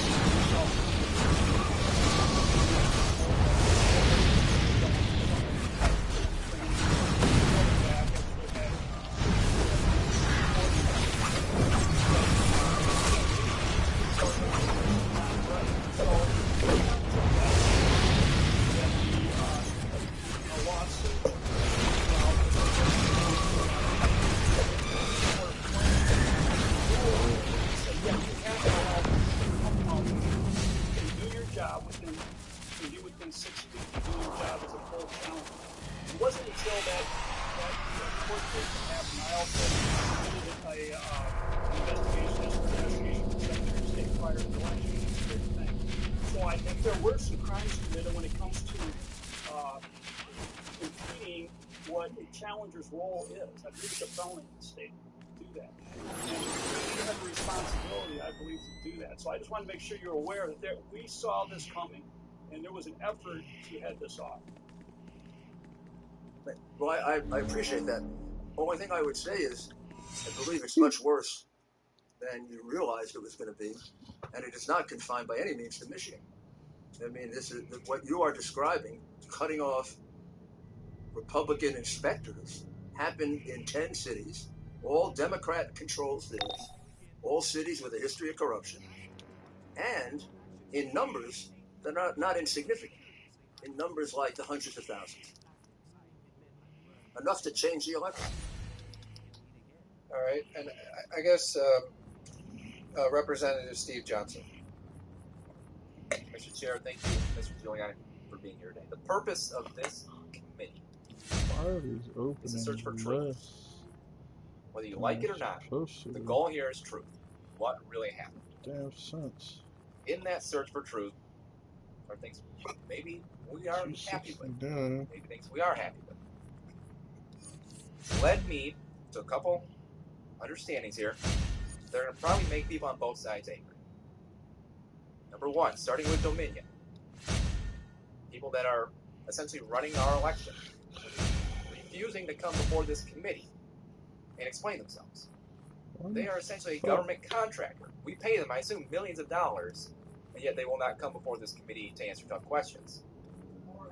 I think at the very least, their contract should be pulled going forward. However, let me continue. We could sit here and we could talk all day long about Dominion, about whether it's accurate, whether there's fraud, whether they're cheating, whether there's foreign influence. And your word is as good as mine. The only way we can actually know for sure whether Dominion actually changed the results of the election is through a hand recount. Now, I understand a hand recount would not. I understand Let's that let Representative Johnson speak, please. would not find dead people voting, would not find maybe legal people voting, but a hand recount would determine if 20 votes went in for someone and the machine said 25 votes came out. A hand recount would identify that. And yet 48 hours, you have 48 hours after the vote certification to request the recount, and we never got that. So instead, what we hear is a lot of talk, a lot of thoughts, a lot of allegations.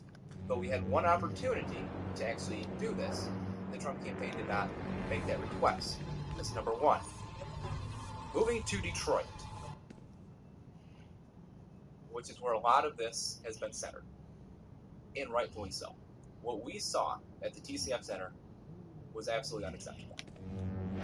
When you see where they are purposely violating a court order regarding the 6-foot rule, a purposeful violation. This isn't some old court order. This was right before the election. They knew darn well about that court order, and they purposely violated that. Chain of custody issues, absolutely huge. To have boxes that are open with ballots, shocking. It's a box. You can't find a box that actually does its job. And then when you see, and there's video proof of this, not only just the testimony today, but you can see it online where when Republicans were being kicked out, they were being cheered. People were cheering when Republicans were being kicked out. And Republicans were not being let in to fill those spots. When you see the number of out-of-balance precincts, out-of-balance counting boards, not just this election, but previous elections as well in the city of Detroit, the citizens of Detroit deserve better. I quite frankly believe their city clerk should resign based off of their... Representative, I'm going to will get you my ask your question right here. All right. However, looking at the votes in Detroit, the votes that are reported, 2016, Hillary Clinton received 234,871 votes. Biden this year, in a high record turnout year, 233,908. That means Biden received 1,000 less votes than Hillary Clinton, one of the most despised candidates of all time. Trump, 2016, 7,682 votes. 2020, 12,654. A 5,000 vote increase.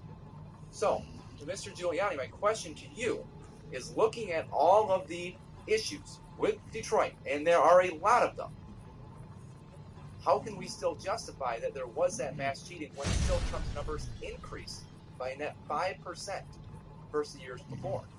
If someone were cheating, would those numbers not go the exact opposite direction? No. He might have increased by 10% if it were a legitimate vote. I mean, he was ahead here. was ahead here by 300,000 votes, which was a massive surprise. Also, let me go back to why we didn't ask for a recount. Doing a recount of the machines is not going to give us anything but the same false result. What we need is a forensic examination of the machines. Number two, this election was, I don't know how much the machines are going to yield anyway. This election was stolen by mail-in ballots. Those are the ballots that were stuck in the machine 8 times, 9 times, 10 times. Look at the numbers. I mean, Biden, I'm guessing now, I've forgotten the numbers here, but Biden got like 80% of the mail-in ballot vote. And Trump got 75% of the election day vote. So we're not going to call it the election day vote. The election day vote is not what stole the election from us. It's the mail ballots, the ones that they wouldn't allow us to inspect. I mean, do you really think, representatives, that they shut us out from inspecting the ballots because they were handling the ballots honestly? I mean, do you really think they en masse pushed us out, put us in corrals, pushed us away, went to court to fight whether or not we can be close to the ballots? You think they did that because they were doing a very careful, honest vote? I doubt it. It's been very clear that I think there's some major issues there. But when you talk about the But those major, when you look at the numbers, the major issues when you look at the numbers are astounding.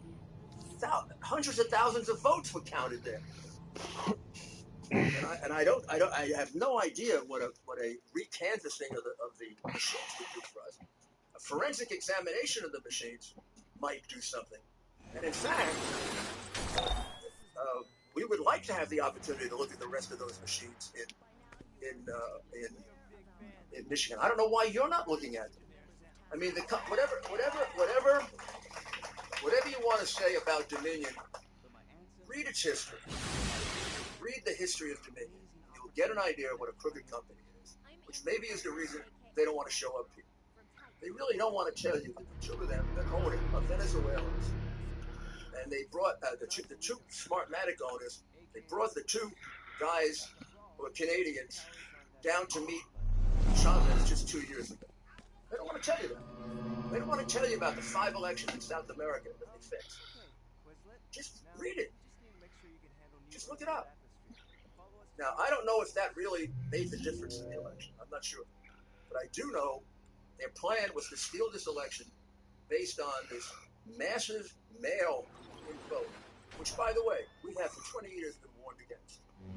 For 20 years, people wiser than us have said Justice Souter, President Carter, Secretary Bacon, Columbia University read reports on what is the most dangerous form of voting. What form of voting can be manipulated, and where can you carry out fraud the most? And it's mail-in ballots. And we were stupid enough to go to mail-in ballots. All right, Representative LaFave.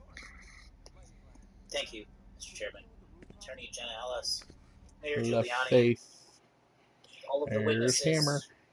committee members, Mr. Chairman. I appreciate everybody coming today. I think this was helpful. I've personally got a lot of things that are troubling as well. My only question for this last witness is what specifically do you want us to do? You're coming here today saying that based on all of these concerning issues, you want the State House and Senate of Michigan hearing. and the president of the 16 electoral votes in Michigan. Is that what you're asking? No, we want a recount in Michigan, bitch. A revote, not a recount.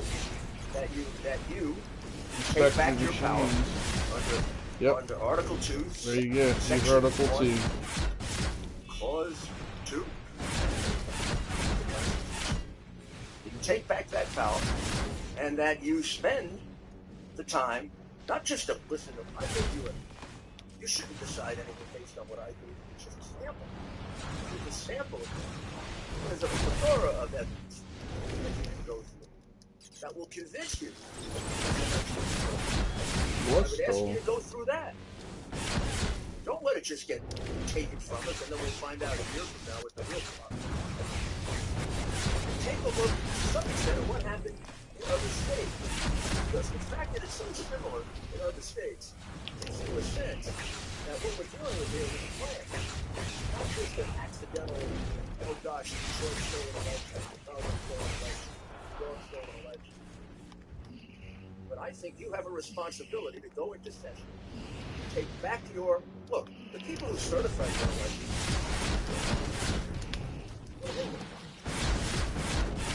I would have put my name on that piece of paper. Not worth anything. The piece of paper's a lie. We all know it's a lie.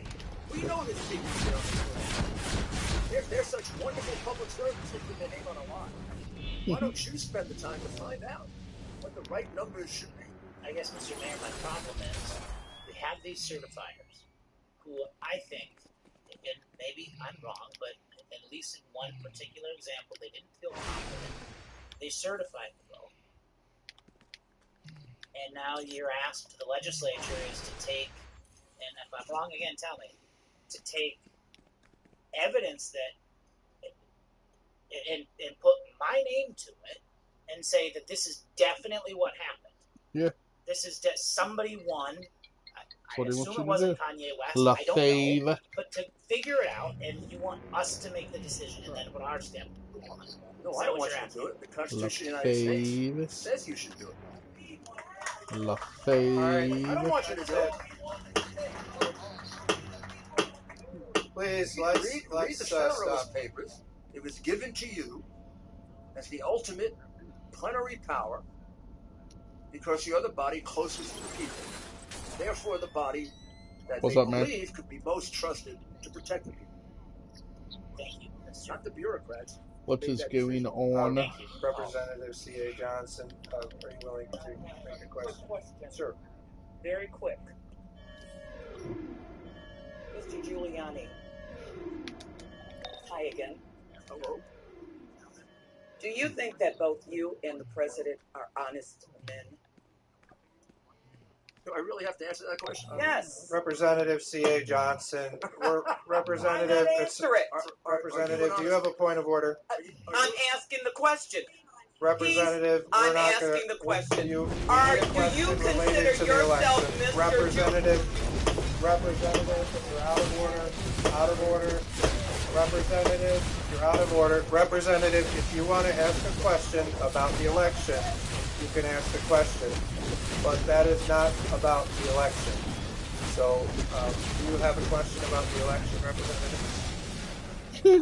She's an idiot. I just can't. Representative, do you have a, hold on, Representative, do you have a question about the election? All right, then I'll turn your mic on and ask the question. Mr. Giuliani. Oh, did you turn it off? If you have a Giuliani. question about the election, ask it. Mr. Giuliani. Do you believe that the citizens of Detroit, those who have voted, feel like what you're doing today is disenfranchising or attempting to disenfranchise the citizens of Detroit? Just the opposite. I would say that trying to separate the honest from the dishonest vote is saving the franchise. Because every dishonest vote provides an honest vote for their vote. I absolutely agree. Let's let him, Representative, let's let him answer the question. No, he just did. Okay, then. Yeah, he just did. And so I agree with you. Dishonesty is dishonesty, right? Right. Thank you, Representative. All right, Mr. Giuliani, I think that's the questions for you. I know Jenna Ellis asked to say something. I'm not sure what, but what did you want to say? You have some kind of question. So I appreciate all of the members of the panel, and typically what I've done for 2 other states is to explain the Constitution and to explain your duty. However, in this particular legislature, it's very apparent that the circus has Gotta only be an been ad from still one back side. here. The witnesses that have appeared before you Yep. today have done Is it so open? as honest, sincere, and forthright citizens bringing concerns to you. And when you are saying that Yeah, there's an ad over there here. are concerns, but only looking forward, you're not doing your constitution obligated duty. And what we're here to do today is to present to you the evidence that we've been able to do in the last 4 hours. Mayor Giuliani is very correct that this is only a sample. But no honest person can hear these citizens of your own state today look at what happened in Wayne County with the bullying of the 2 GOP Board of Canvassers when they didn't want to certify the election, and can let this proceed. What the Constitution obligates you to do is to take back your plenary power, because the certification was false, clearly. And you can do that, and you should do that, because you have an obligation as state legislators. Now, normally, when I've testified in front of state legislators, it's about policy and it's about legislation. This isn't about policy, it's not about politics, it's not about Democrat versus Republican, it's not even about President Trump versus Joe Biden. This is about election integrity. This is about making sure that the people of the state of Michigan are not disenfranchised based on fraud and corruption. That's the reason that we are here. And I asked you at the very beginning to put aside your party Probably and glitching. your preconceptions. No, it's open now. I don't know why he left. Listen honestly to the people who appeared before you. Now, I've been a part of many court trials, and you as the fact finders, of course, can determine and assess their credibility. They have sworn affidavits that they all indicated to you they swore under penalty of perjury. That's actually a very big deal for a citizen to know. They're doing this because they're patriots, and because America cannot function and exist without free election. Our founders understood that, and that's why they obligated us to the last version of that process. What we're asking you to do is not something that is unheard of. It's not even something that hasn't been contemplated by our United States Supreme Court, which held in that 1892 case that has been cited favorably in Michigan Court, that this is your plenary meeting absolute power. And if you, after an investigation, find that you want to certify the results, that is your prerogative. What we asked initially in the filing of our lawsuits, which, Representative, there were only 3. It's not true that there were 30. And we would appreciate feedback. Yeah, Trump lost 39 court cases. They only lost 3. And other concerned parties brought forward lawsuits for election integrity. And we may have similar interests, but... I know, but this fucking Democratic representative keeps going. It was 39. It was 39. Really? No, it was 3. That was 39. They fact-checked it. It was 39. Like, no, they did it. He got his white cut for it. He got told to shut up. Had nothing to do with this. 39. This was election officials who had violated the laws of your state that you as the General Assembly passed in order to preserve election integrity. There are 2 different tracks. You have the laws of the state that election officials on the ground are supposed to adhere to, and then you have... But nobody's asking the valid question but Giuliani, and then why has the government still not got the creators of the software in the machine to testify? Absolute fraud. Why? Because the 2 guys are from Venezuela, the other 2 guys are from Canada. They've been in 10 countries, and the 10 countries they got in, the 10 countries are corrupt.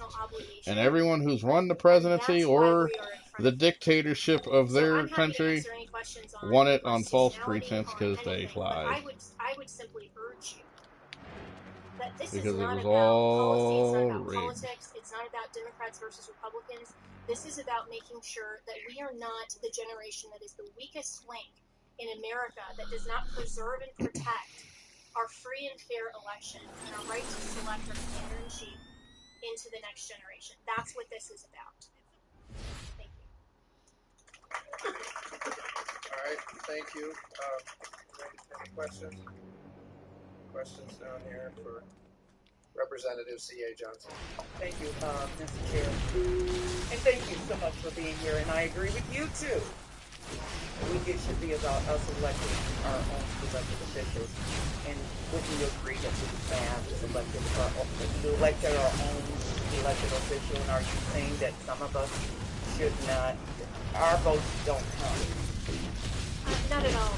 The point is that when so much fraud dilutes the vote of the people that you serve in your constituency, then it's irredeemably compromised. And you may like the outcome of this fraud, but imagine if there were witnesses that were testifying to the exact same thing and the outcome had been completely counted.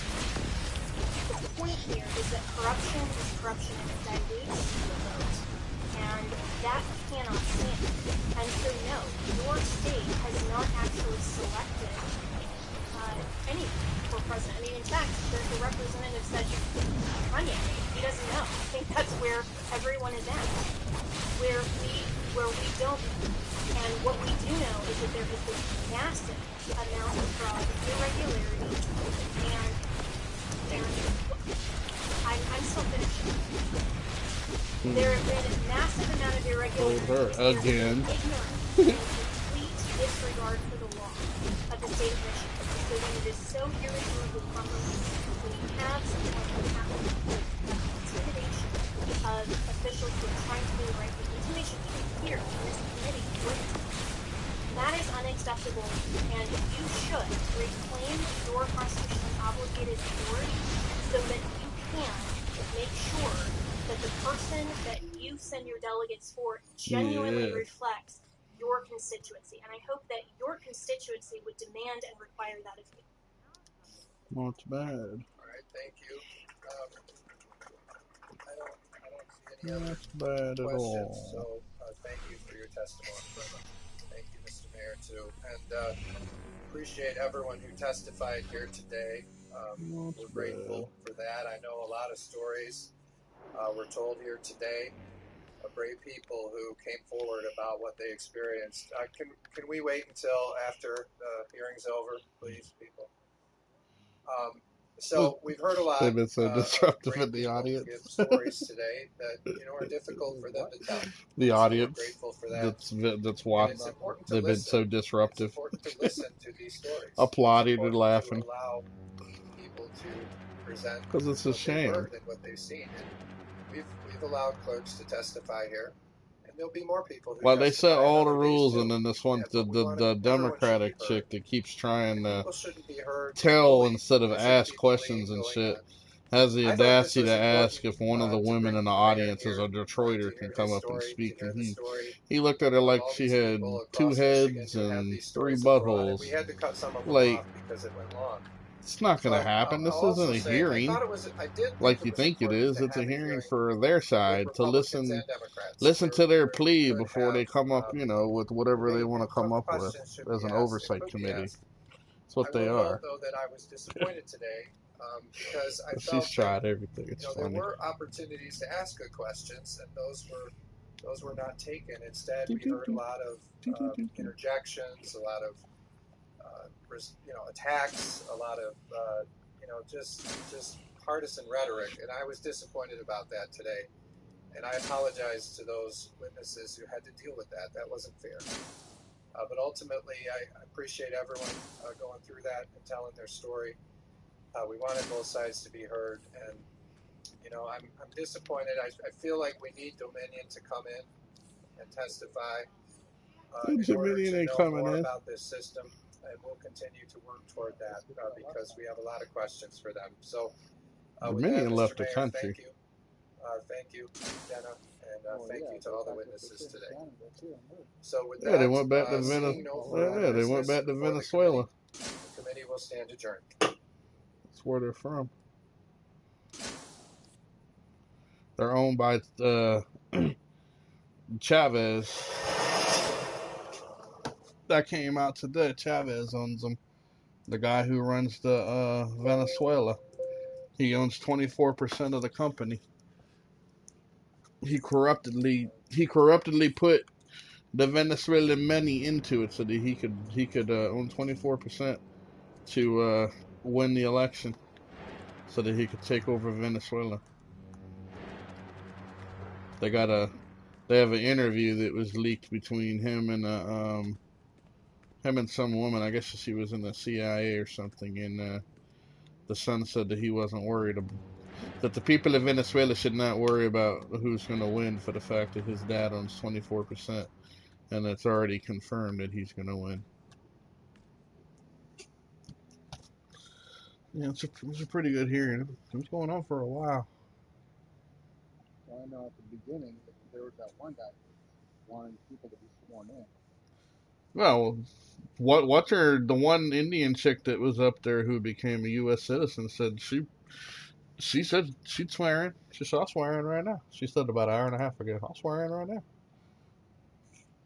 She's like, I got no problem swearing in.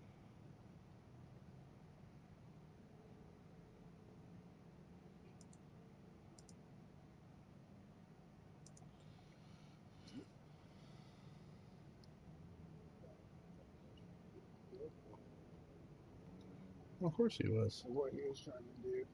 Yeah, dude. Was that the same guy who kept interrupting? No, most of the guy, it was the one woman who kept interrupting. It wasn't mainly the men, it was the one woman. He had to cut her mic off numerous times. Okay. Yeah, because she didn't want to ask questions. She wanted to talk.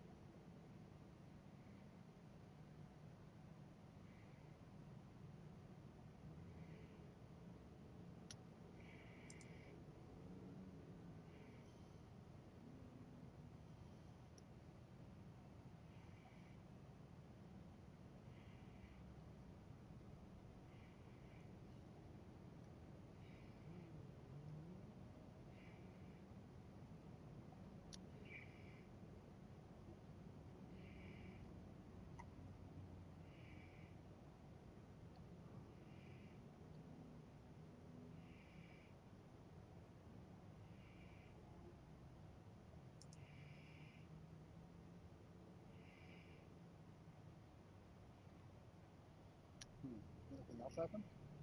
Mm-mm.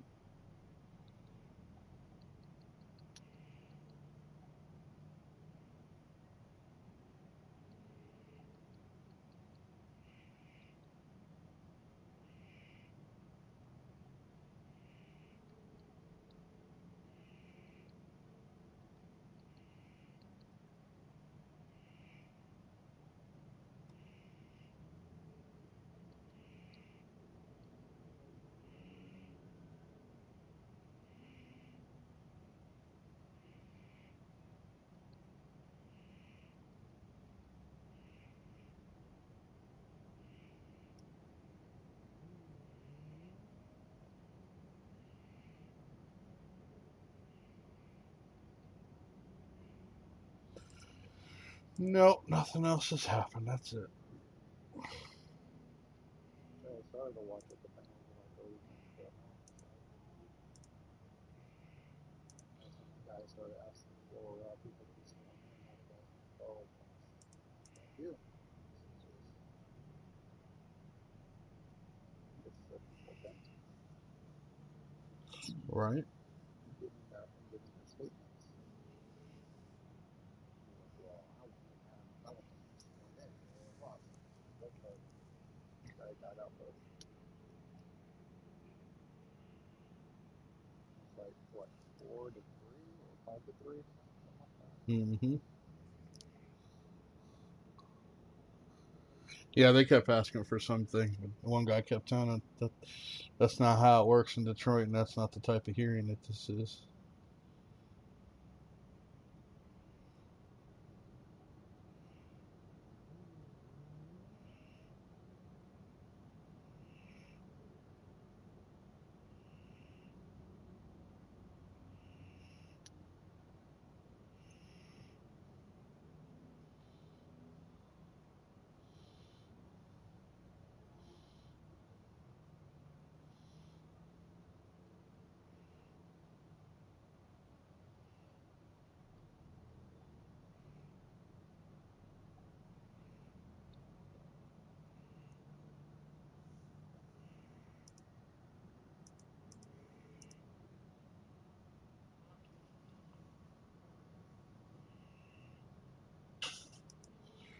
I'll be right back.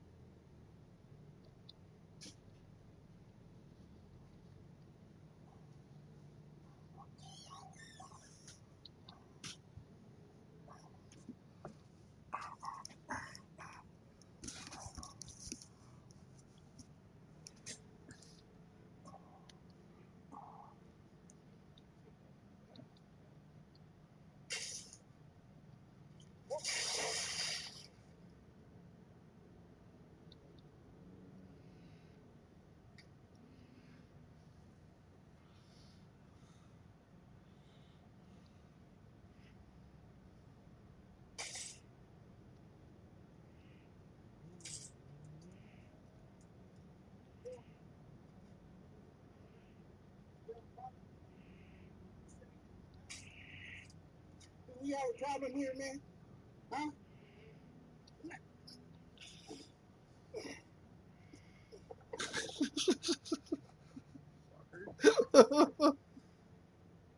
Like, where the fuck this fucking go? The shit that they're doing in this video. Boy walking around with a shopping cart smacking everybody's shit. One dude flipped the cart, must have been full of deodorant. Next one, he picked his ass up and dropped him in a fucking garbage can because he wouldn't stop head first. He's just walking it randomly, just running in the carts. Like he's not even looking.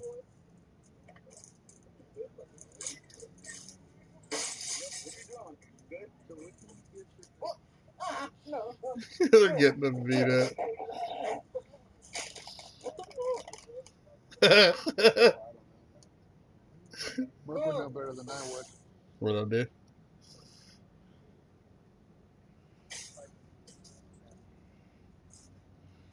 They're the same as all the other capsules out there.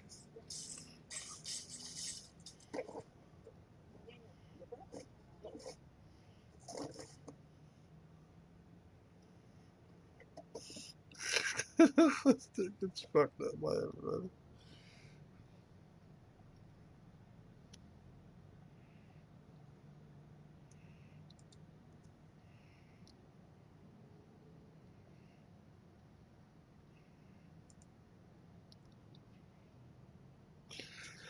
But what about the capsule though?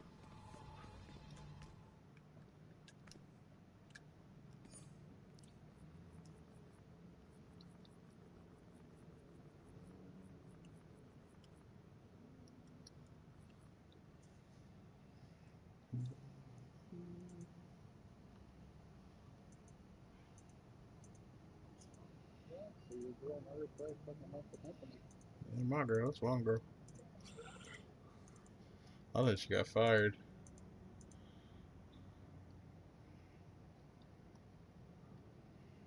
And Daybreak got bought out. Yeah, I kind of was waiting for that.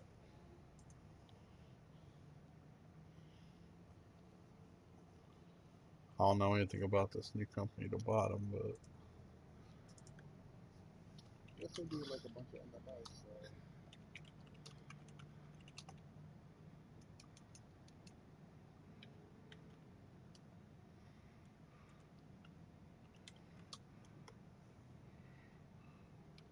it's called ENAB Global 7.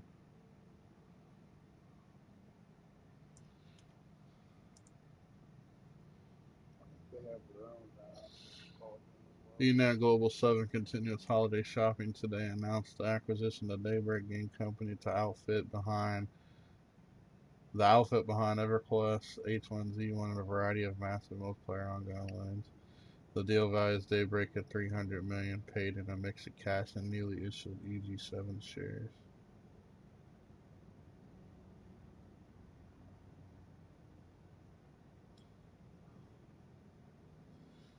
Almost kind of sounds like they bought themselves. Right?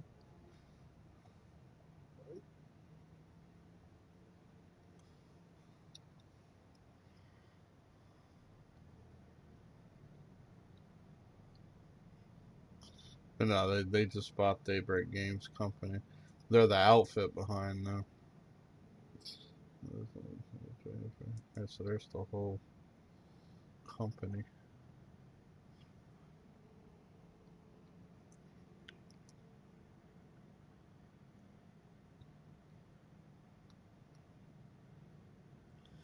Yeah, it's been a lot. Like they said, 2020 has been a lot of people buying, rich people buying game studios.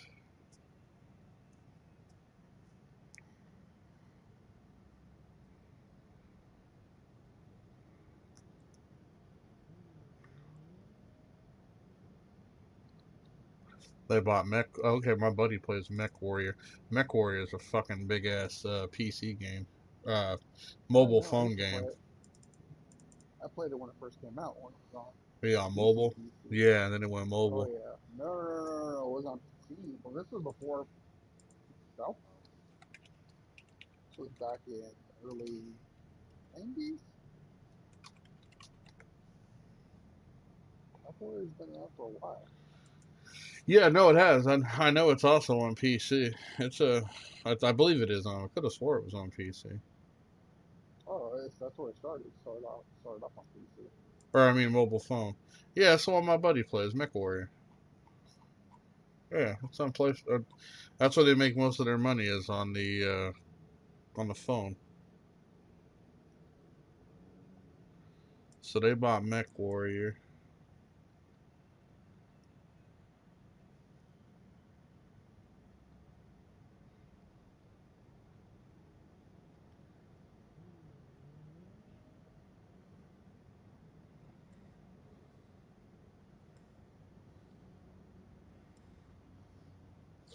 So aside the current project, Daybreak has also a few other projects planned for some time in the future. Specifically, the company acquired Cold Iron Studios in the past August, which is currently at work on an MMO shooter set in the Alien universe.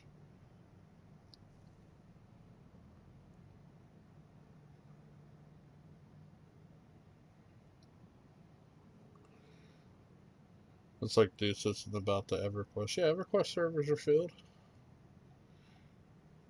MMOs don't really die. They just, I don't know.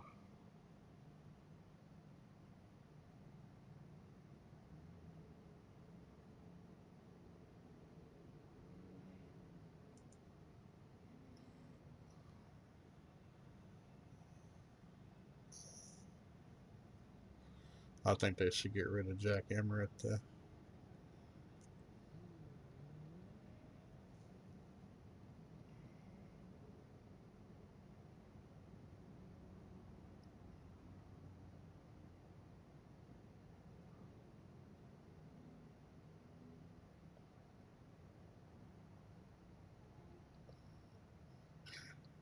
No, I knew they were doing something. That's why they broke it into 3 individual companies. Even though it was Daybreak Games, they broke it into 3 individual because they broke DC Universe into the Dimensional Inc. Games. EverQuest and them are in a whole nother bracket.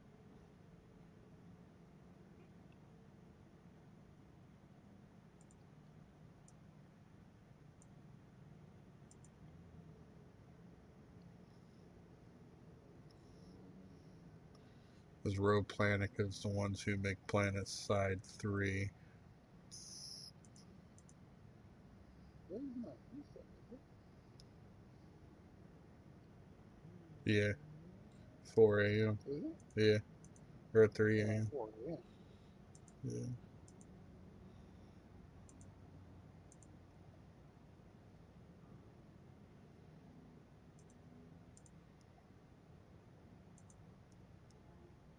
I'm only asking because does everything reset daily for like solos? Solos and alerts reset every day like they always have. Every day.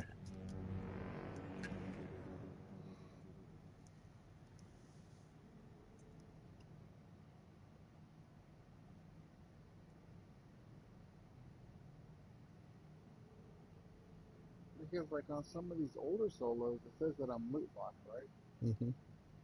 And some of the stuff that I ran yesterday, like Cersei's Vision and shit like that, I'm not loot locked on. Hmm. Yeah, you shouldn't be loot locked on any alert if it's a daily. I mean, every No, alert so, is well, a it's not an daily. alert, it's a solo. I shouldn't be able to get whatchamacallit out of here.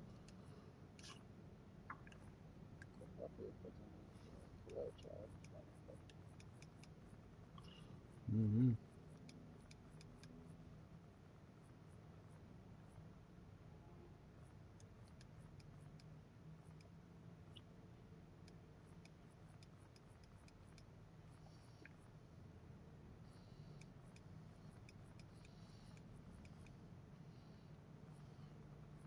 Yeah, because all mine are reset.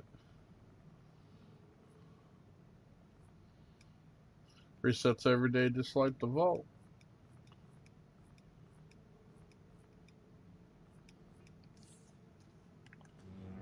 I think like all my so for my tier 1, tier 2, and tier 3 are all blocked. Huh. Literally says I have 4 hours and 4 minutes for it to get unlocked. And then if I go into like T5, T5 is still locked. Yeah, and you were T6, definitely in bed well before the 3 a.m. cutoff. so like all the T6, TC6, T tier 6 stuff, damn, can't talk, is unlocked even though I ran it yesterday. Yeah. I didn't reset it. Unless you ran it after midnight your time, which would be 3 a.m. ours. That'd be the only way it wouldn't be reset.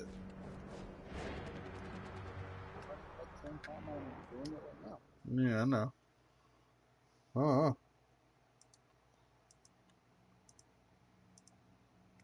yeah, that's weird.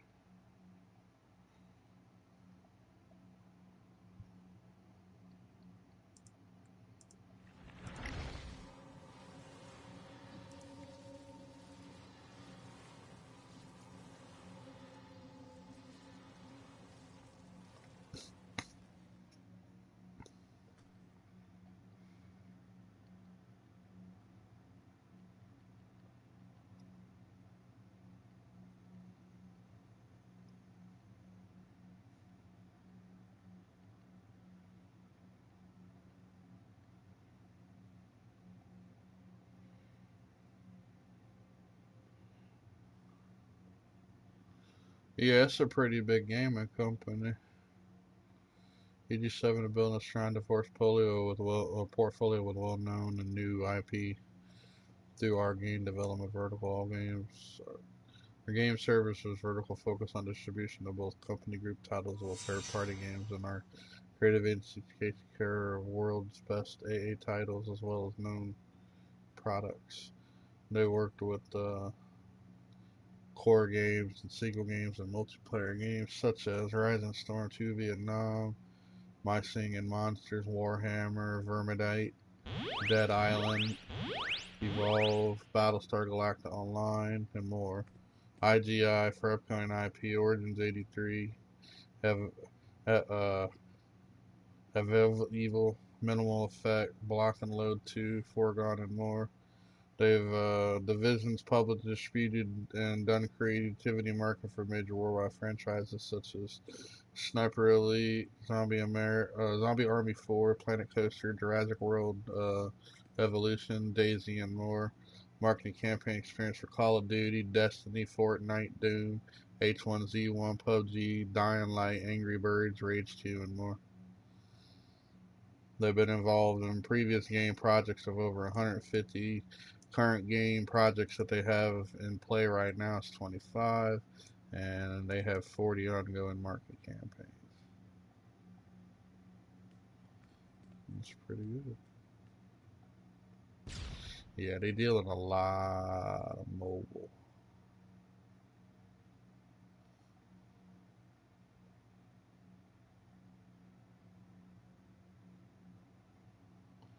They do all the advertising as it looks for COD, Destiny, Assassin's Creed, Overwatch.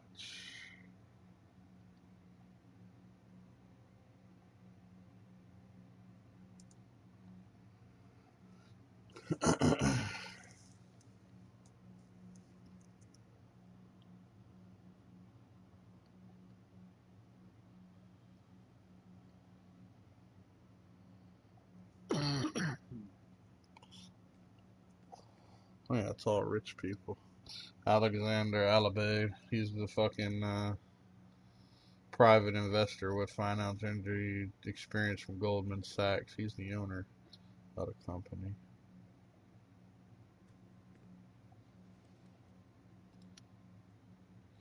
He owns 1.6 million shares. This guy owns 3.3 million shares.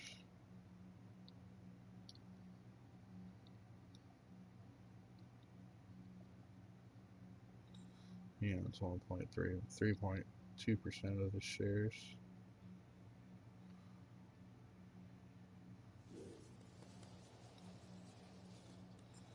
He owns 0.3% of the shares.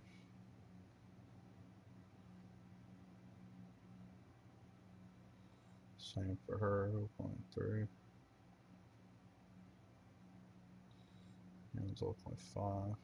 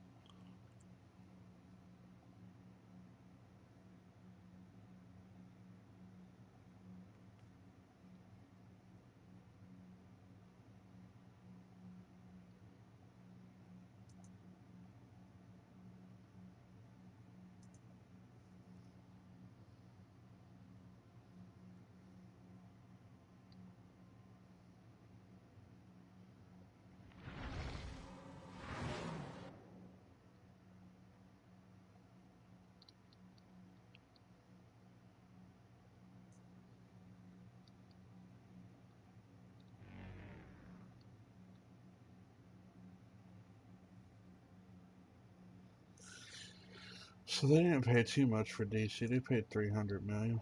That's not bad.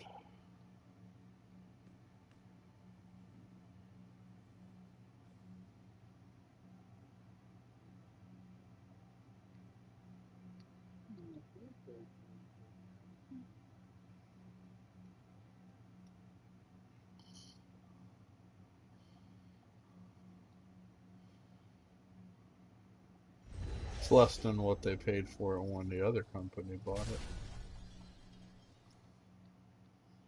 Could have swore they bought it from Sony for like 70 million. Wasn't that much? Wasn't more than 100.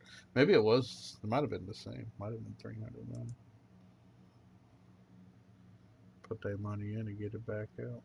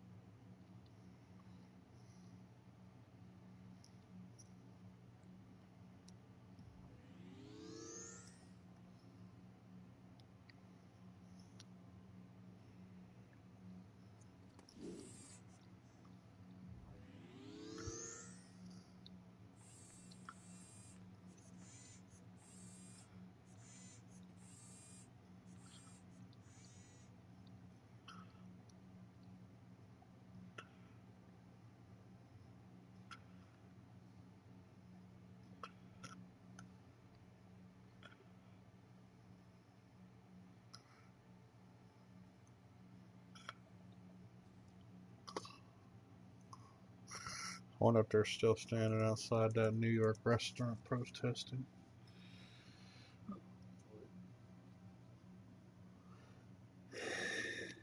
They probably are. Last time the news came on, they were still out there.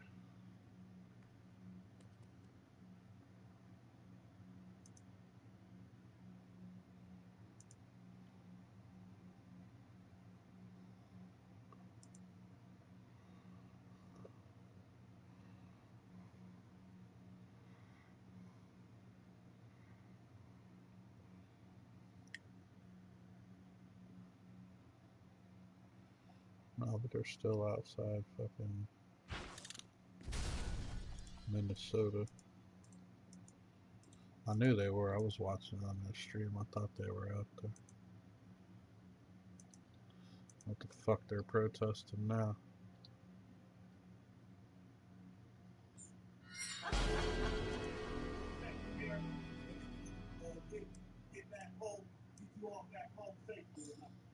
Weird.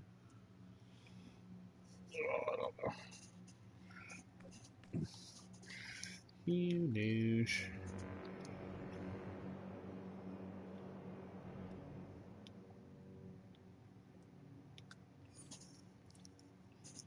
Make some money. A little bit of money.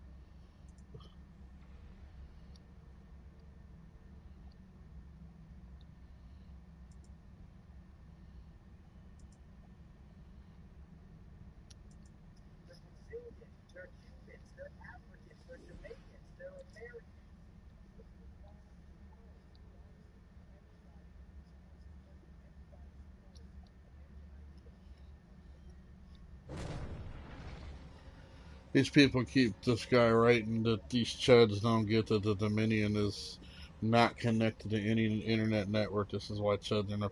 Yes, they are. They already said that if they're not connected to the internet, then explain to the American people how the voting machines send out batches over the internet to the voting headquarters. Oh, must be connected to the internet. They even said it was connected to the internet. One of the IT chicks came in who worked for Dominion said it was connected to the internet, and it wasn't supposed to. Not only that, but they gave her training on the fucking ballot machines, which is illegal, the Mm-hmm. prior night. I know.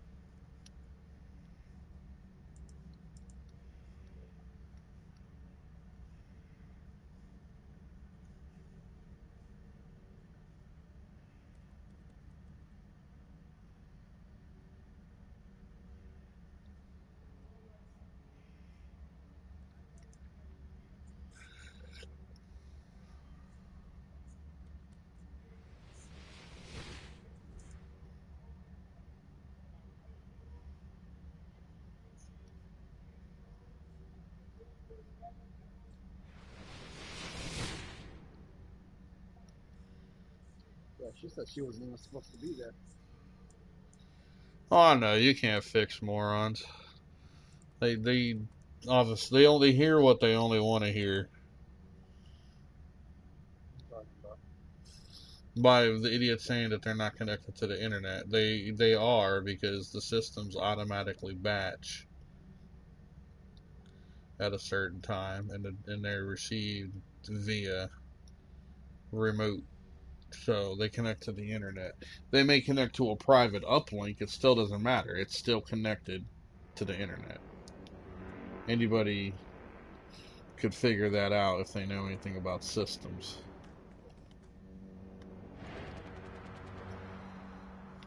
Like they were talking about the one guy that was up there speaking. He was the colonel. He used to be he basically did what Larry did for the government, and that was his job, was to hack and infiltrate and pen test and break into systems for the government in other countries. And Russia was one of his favorite spots. And he already said that he knows the way those machines will run. Like any machine out there is ran. Give him the opportunity, he'll break into that thing with a thumb drive. Steal the OS with a thumb drive. Download it right to it. Yeah. I think I've ran everything. I think I got that muster. That's for controller roll. Actually, let me look at that. Cannot sell, cannot trade. I haven't equipped it though. I wonder. Probably not, but we'll try. Yeah.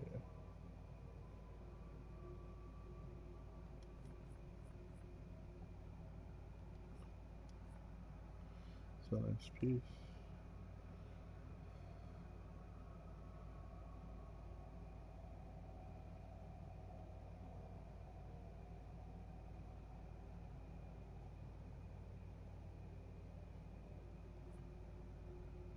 Huh. Well, like that.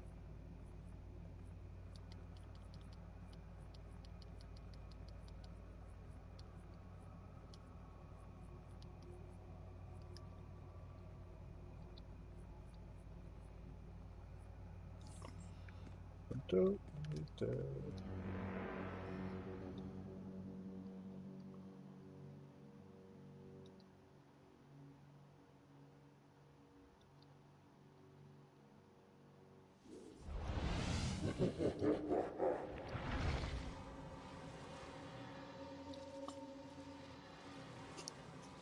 It's kind of cool that some of these NPCs got upgrades. Yeah. Style, especially like the Aquaman shit. Well, is Prince Harry really that stupid? Prince Harry doesn't believe that Prince Harry believes that Mother Nature is punishing us. with the coronavirus for not paying attention to climate change. Oh. The news said, no, actually, Harry, it was China's fault.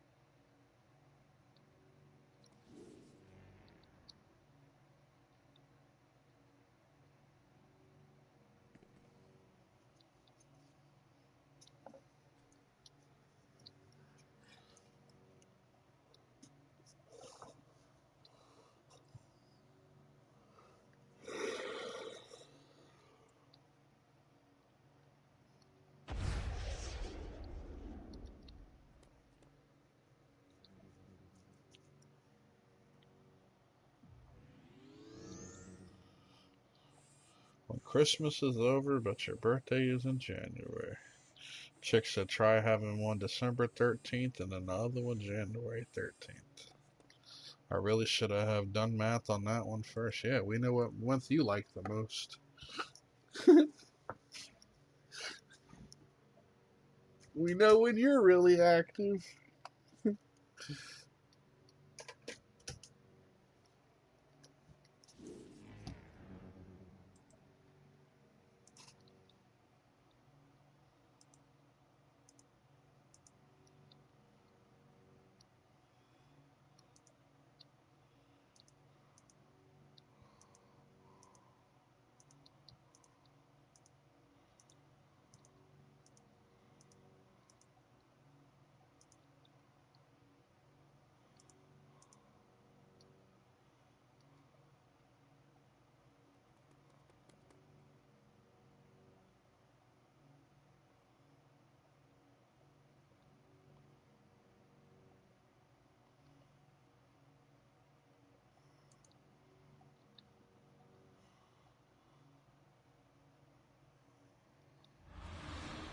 Challenge. Can you see what's inside? There's nothing inside.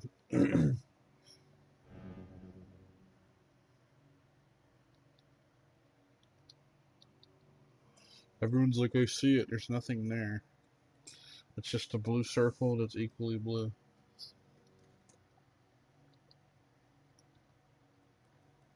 Talk about driving people crazy. No, it's not. They just want you to fall for it so you'll look at it too.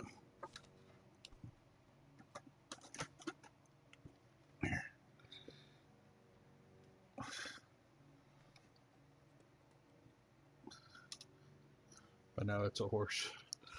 It's a horse, of course.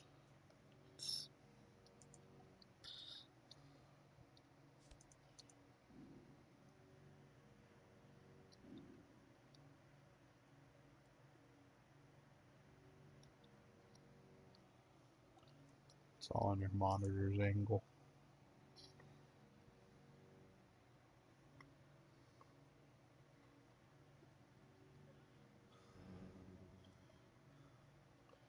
It's a horsey.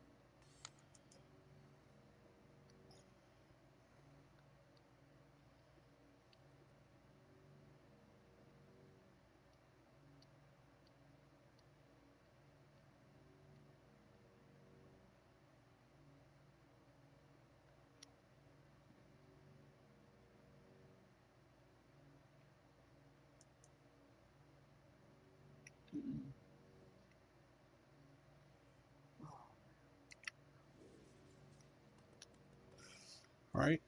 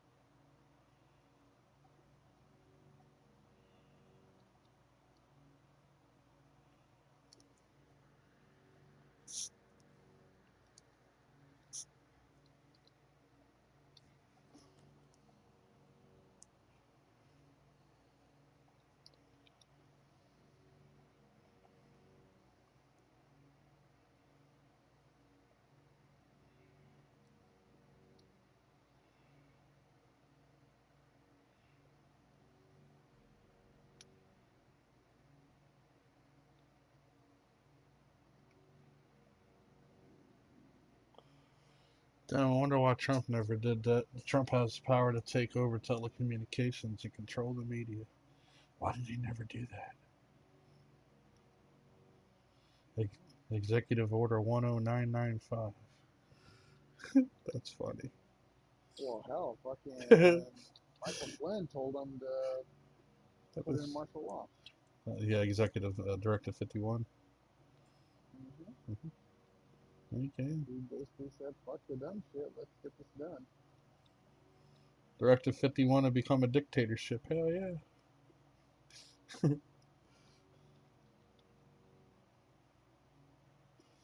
Yeah, it's called the Comitatus Act of 1878, also known as Directive 51.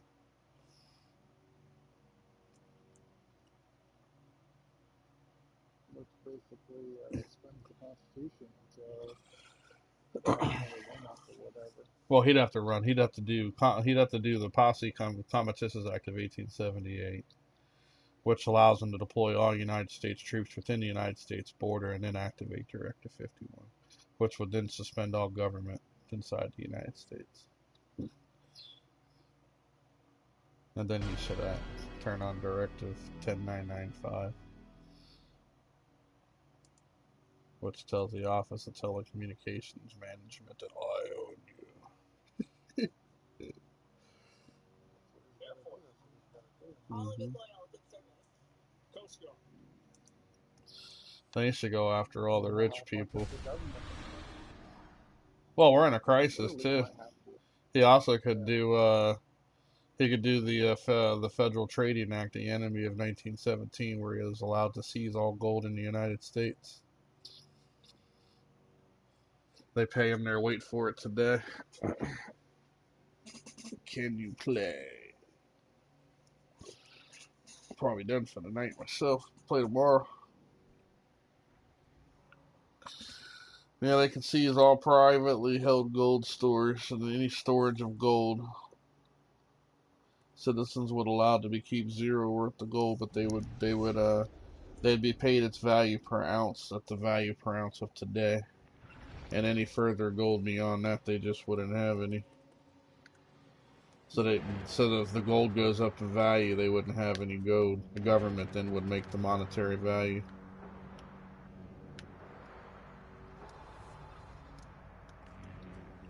Pretty interesting. Let's see, did I run everything? I don't know if I ran everything. I ran everything on this character. I don't ran everything on Candy. Well, I'll double check. Nah, I don't know. I'll check. See what I haven't ran.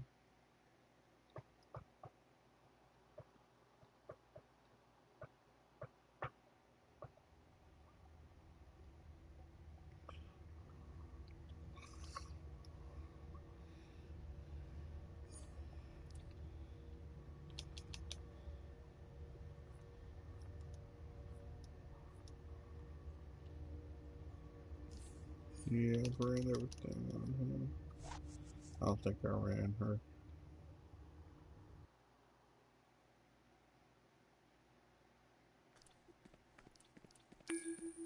Condicate.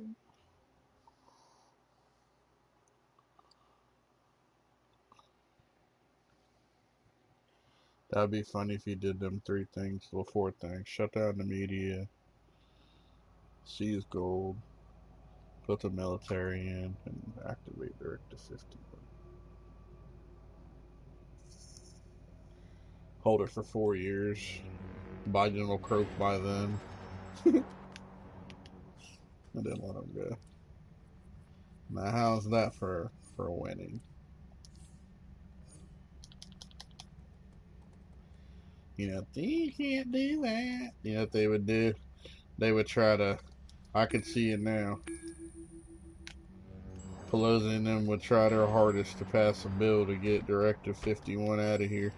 And then Trump wouldn't, if Trump was smart, he wouldn't veto it. He'd do a, what's called a pocket veto. And he'd just stick the shit in his fucking pocket, use it for toilet paper. Because he wouldn't want to sign it, because if he signs it, then they can go back and do 3/4 of a majority override and get rid of it. So his best bet would be to throw the shit in his pocket.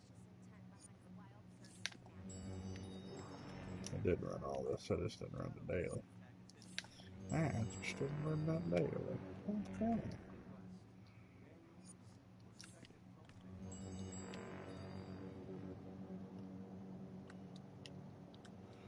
Yep, our Congress was so stupid back then that they didn't pay attention when George Bush wrote up Directive 51. They actually signed it. They legislatively signed it in. Like, oh, that sounds like a good idea. And then they signed it in and realized, oh shit, we just gave dictatorship. Oh no.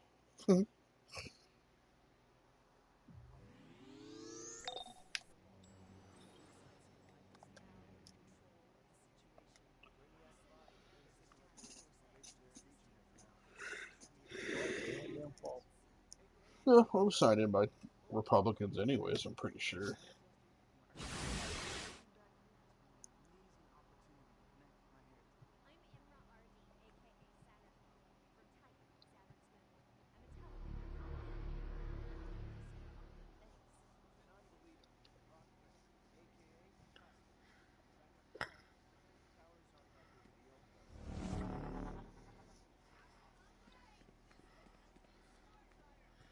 They should make a DCUO for adults. Let everybody be nude. Right? And turn on nudity. See how dirty minded the developers are. Who has Bush and who doesn't.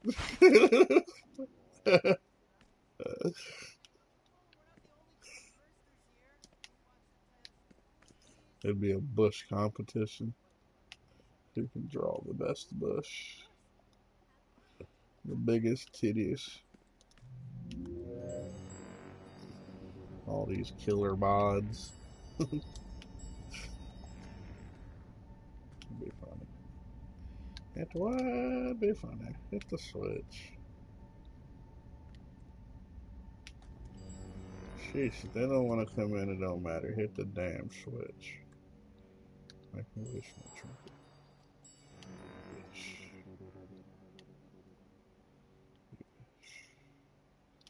Let's go, you fuckers.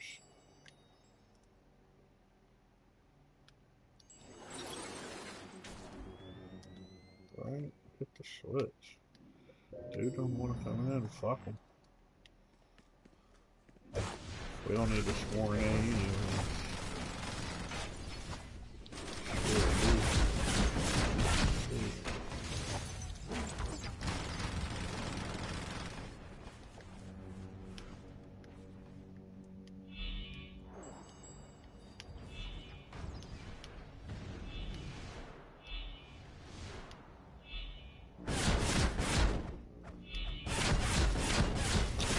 Mine wasn't even anywhere near you. you stupid ad. And turrets don't shoot bullets like that.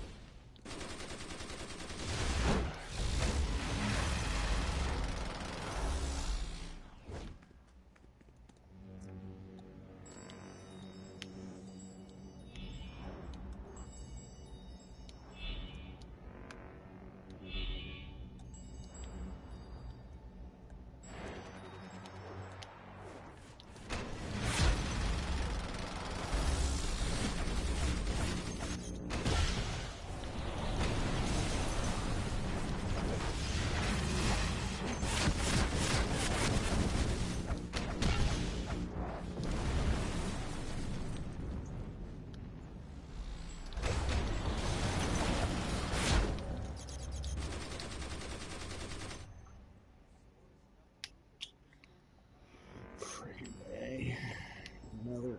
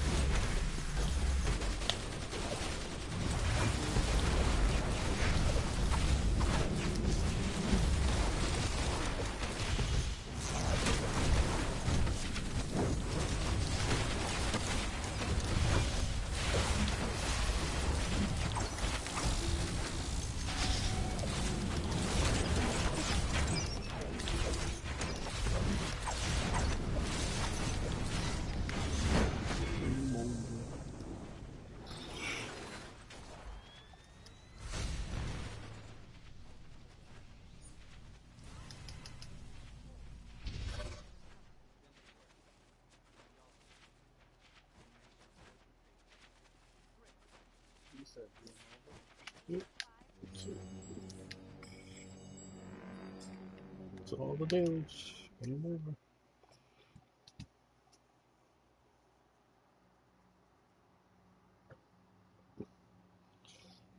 That's it. Nothing else to do.